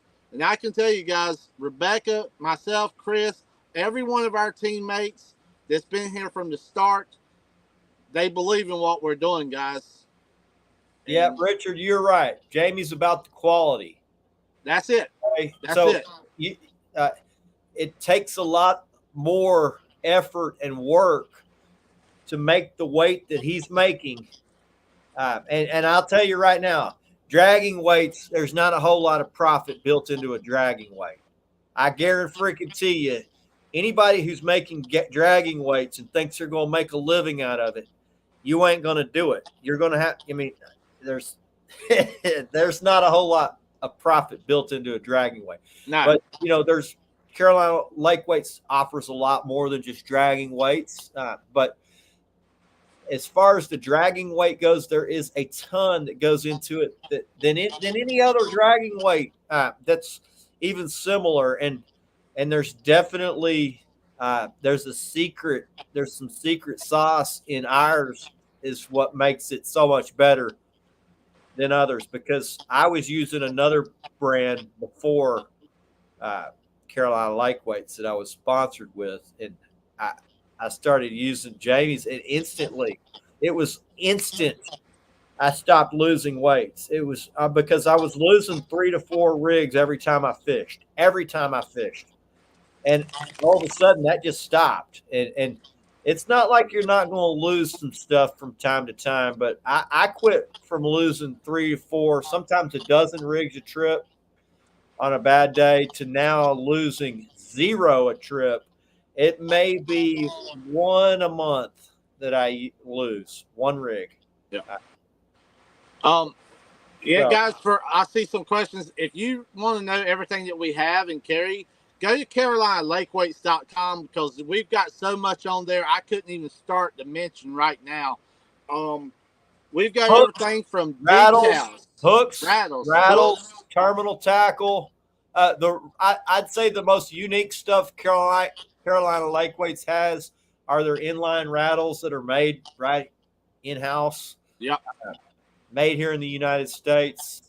If you're in current, they're really good. And get you some PB stickers, guys. We have PB stickers over there. We got all kinds of great things. And the Slime Show hats, I've got one right here. These will be getting back in stock very soon. Thank you all for everyone that has ordered your Slime Show hats. They sold out so fast. But we will have more on the website very, very soon. I promise you. Yeah, I got to get the signature green. I gave one away. I still have one, so I probably need to. I'd like to get some more before trophy season, because I always got guys asking on the boat that come on the boat to fish, and they want to get some. So, yeah, the green ones will actually be back in stock sometime this week.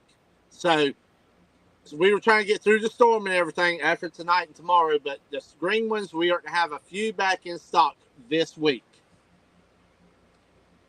And yeah, buddy, got to get that lucky green. I saw Juan was wearing his last week on the show.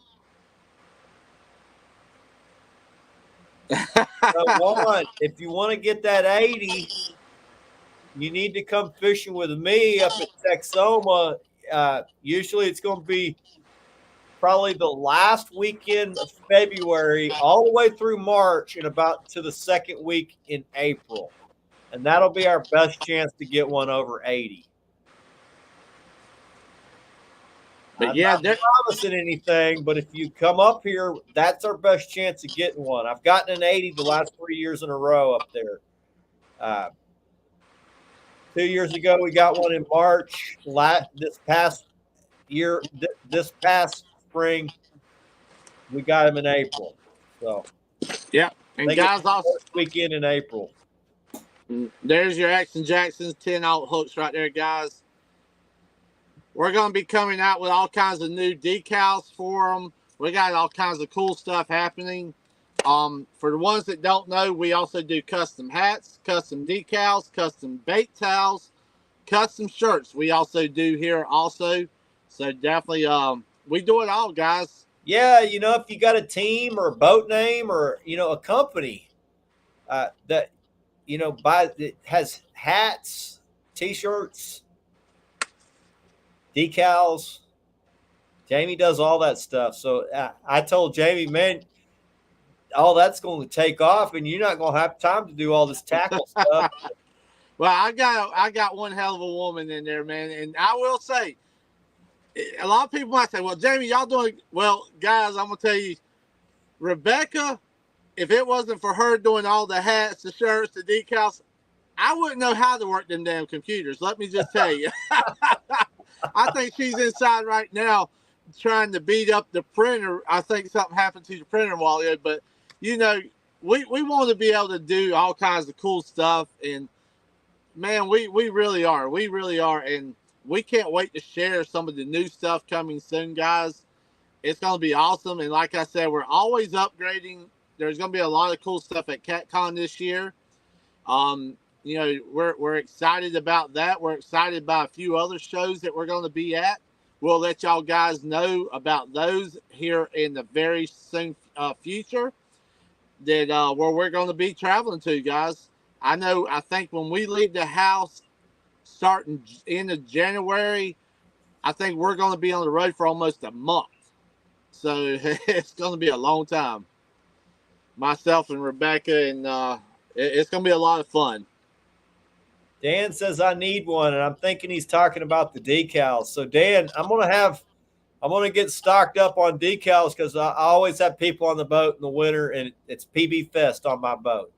Everybody knows it's a PB. It's a freaking lucky boat. So I'm gonna have all the decals. I'm gonna get you a PB. I'm gonna go ahead and guarantee you we'll get you a PB.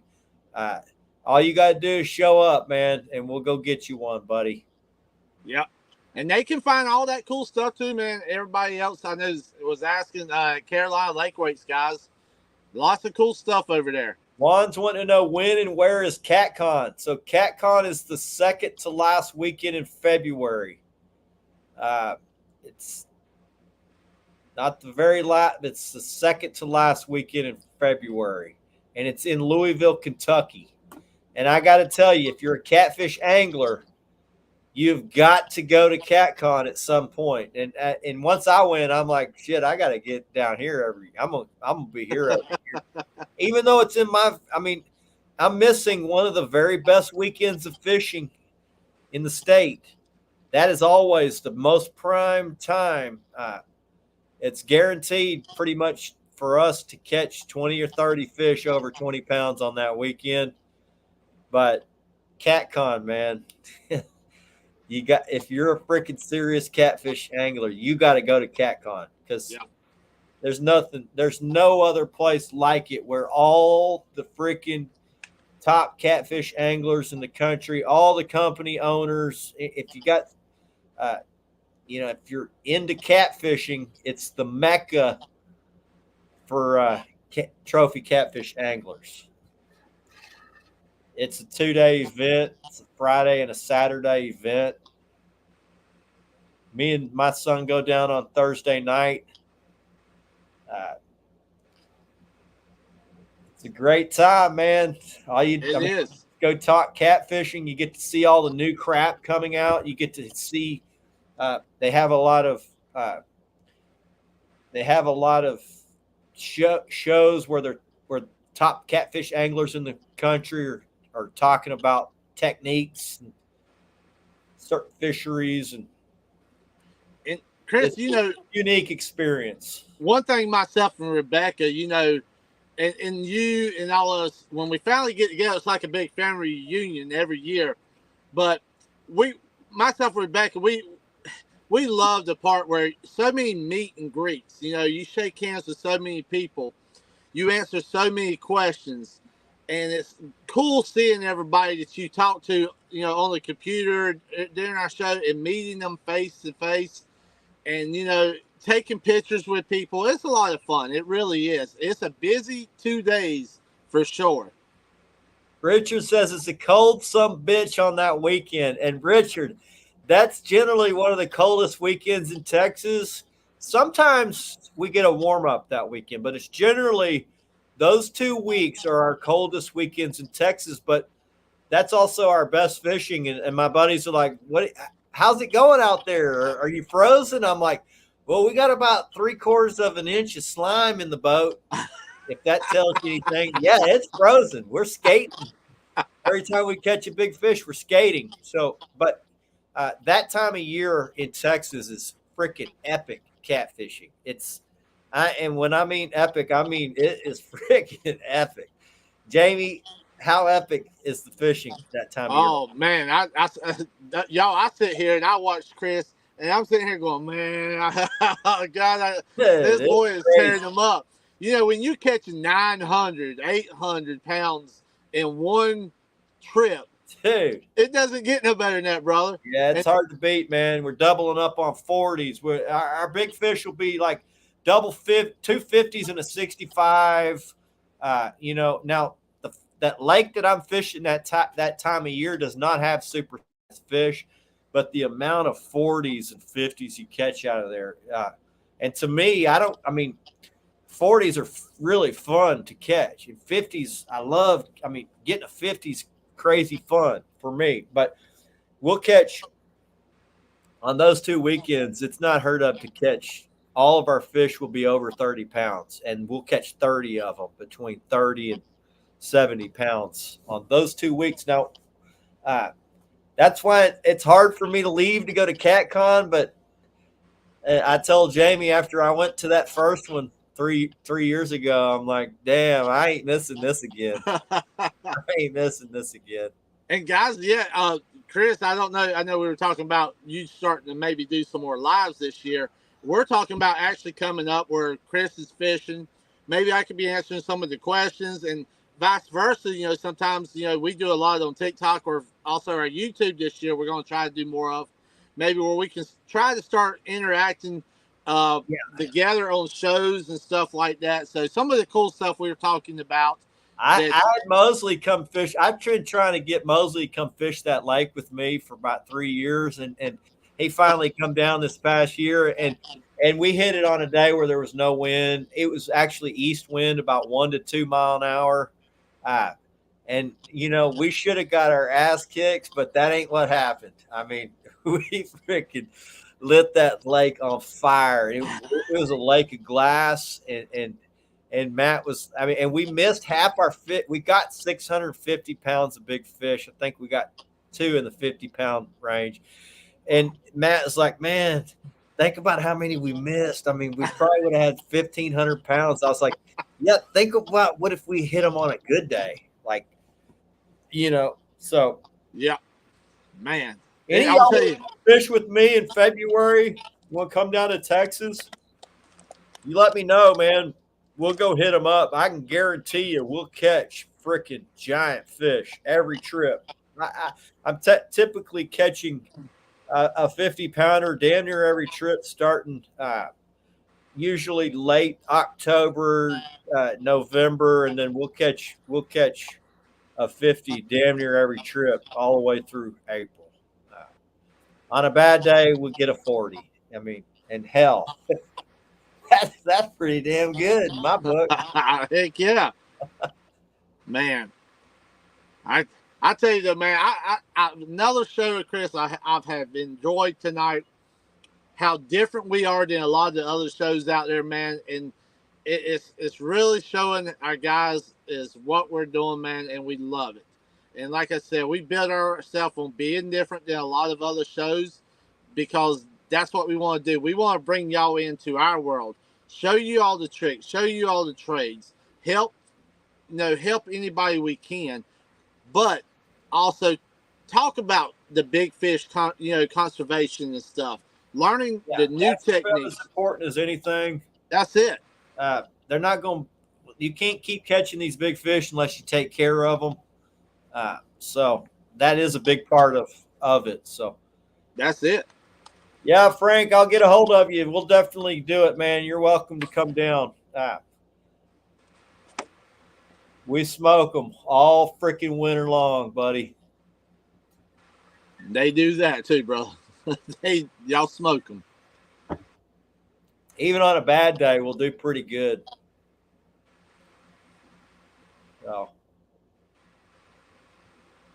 yep, Juan, we're definitely going to get that together. And I think we're going to try to fish a tournament together in November on a lake I hadn't fished in 20 years. But I told Patrick if I can come down there the day before, we're probably going to win it. Just need to go look around a little bit for some big fish.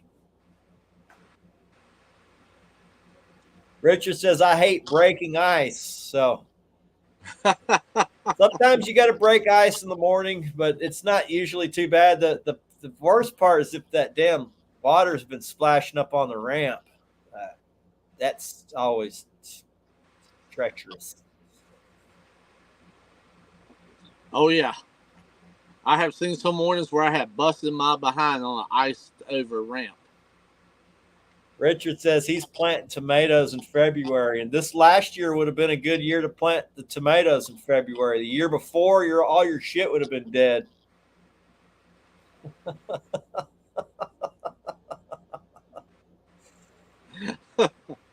Oh, man. Frank asked if you're going to be fishing Santee in November. We will be in Santee on November. I've got a 2-day King Cat tournament down there. We've got several tournaments down in Santee this year. We're going to be also at, I believe it's Hickory up in North Carolina at another King Cat in the end of October. But, yes, we will be there. Looking forward to a lot of me. Yes, me. I guess no, I won't be. Not November. November, I'll be up at Texoma. We fished Lake Texoma. We fished Texoma probably starting sometime in October. Really, once the lake turns over is when I head up there. I fish there October, November, and then first couple weeks of December.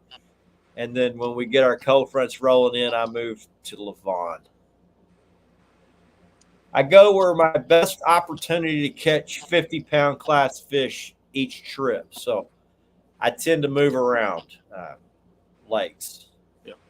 I'll fish my home lake a little bit here and there, but there's just not a lot of great fish in that lake. I mean, we've caught some great fish, but to be able to consistently get them, it's more of a 30 to 40-pound class lake.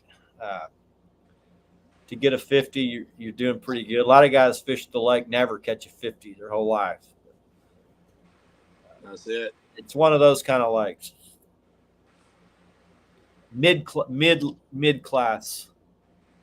I fish it in the summer just to wet my whistle. Well, boys, it's been fun. Are we fishing the Mega Buck series? I don't know about the whole series. I do know we're going to maybe hit one or two of them, but I don't know about the whole series just yet. We're still making plans for next year. We've got a lot in the works for next year.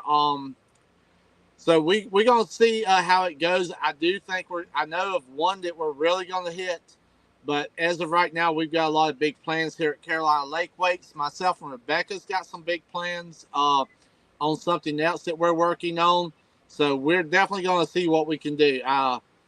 We're going to back off some of the local tournaments after this year and see where it goes for next year. So, Jamie, I'll partner up with you on some of these if you want to go hit some, man. I mean, I'm going to rely on you for the river stuff, but yeah, we got a lot of plans to definitely talk about, man. I'm ready for next year already. I really am. So, who knows? We'll see, guys. Definitely, like I said, we're going to lay off some of the local stuff and try to hit some of the bigger stuff for sure. All right, guys. Y'all got any ideas for future shows? Let us know. You got guests that you want us to bring on? Let us know. I've generally been able to get everybody that people have wanted to get on. So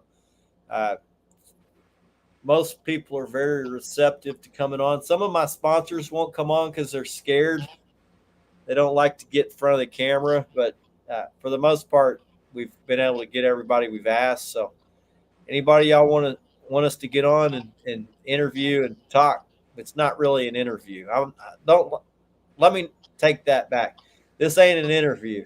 It's just dudes hanging out talking fishing. So No script for sure. yeah, no script. So And I hope y'all guys have had a good time tonight. Like I said, I've had an excellent time. Glad y'all kind of got to see some of the tackle box deals. It's kind of what we use, 100% of what we're using, what we're. yeah, it ain't. You don't have to do what we're doing, but No. maybe there's something that you saw that might help you. Me and Jamie, we're very like-minded, but a lot of the stuff we do is completely different. Like our tackle, he goes overboard, and I'm a minimalist. It's always for a good reason because we have a lot of extra stuff that we give away when we go to the boat landing. So yeah, like Rebecca begs me all the time, man, leave that big ass thing at home. Oh man. Yeah, Richard, 40s and 50s in October through March here on Lake Livingston. That's kind of the benchmark for a trip. I expect to catch 40s. A good trip, I want to get a 50. A great trip, we get a 60. And then my most memorable trips of each year, we're getting 60, 70, 80s. You can't expect to get those very often here in Texas, but put in the work, man. Seems like we get a little bit better each year. So, and I also see where Richard said scanning fish on depth finders and what type of fish finders. okay. Yeah. Yep, I've got a ton. I'll have to go through my. Let's put on a tournament together on Texoma in October and November. So, Michael, I used to put on some tournaments on my home lake. Here's the issue, buddy. I like to fish the damn things, and people were mad as hell when me and my son won every freaking time. And it got to a point where I'm like, damn, well, y'all expect me to put this on, but I can't even freaking fish. I'm a fisherman. I'm not a tournament director. So I'd be willing to partner with you on something. And I would like there to be a youth angler division. And I'll be gunning for that for my son. I don't care about winning the main tournament if I'm the director, because I already know what kind of freaking heat I've gotten in the past for winning. I don't. It's like, damn. I know what you mean by that, brother. Me, man. So. Well, brother, another hell of a show, man. Yeah, I'm game, Michael. If you want to partner up, we can partner up. I've got all the sponsors that'll put up prizes, and then we'll just do the payout with the tournament fees, and we can do a lot of the prizes to the youth angler divisions to get more kids to come, or if not, to get their dads to bring their kids, which I think is cool. So I'm game, man. I'm game. Texoma's been good to me, so I'd love to come up there and fish one.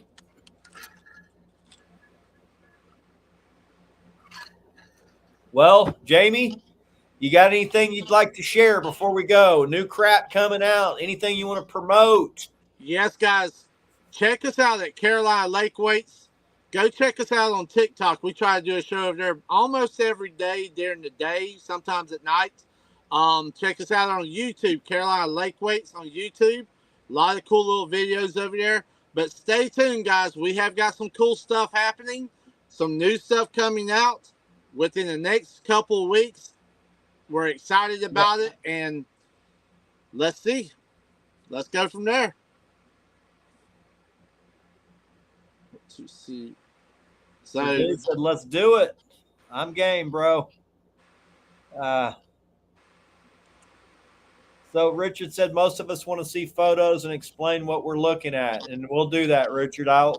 We've done another show where I put up a bunch of draft picks and we kind of dissected it and looked.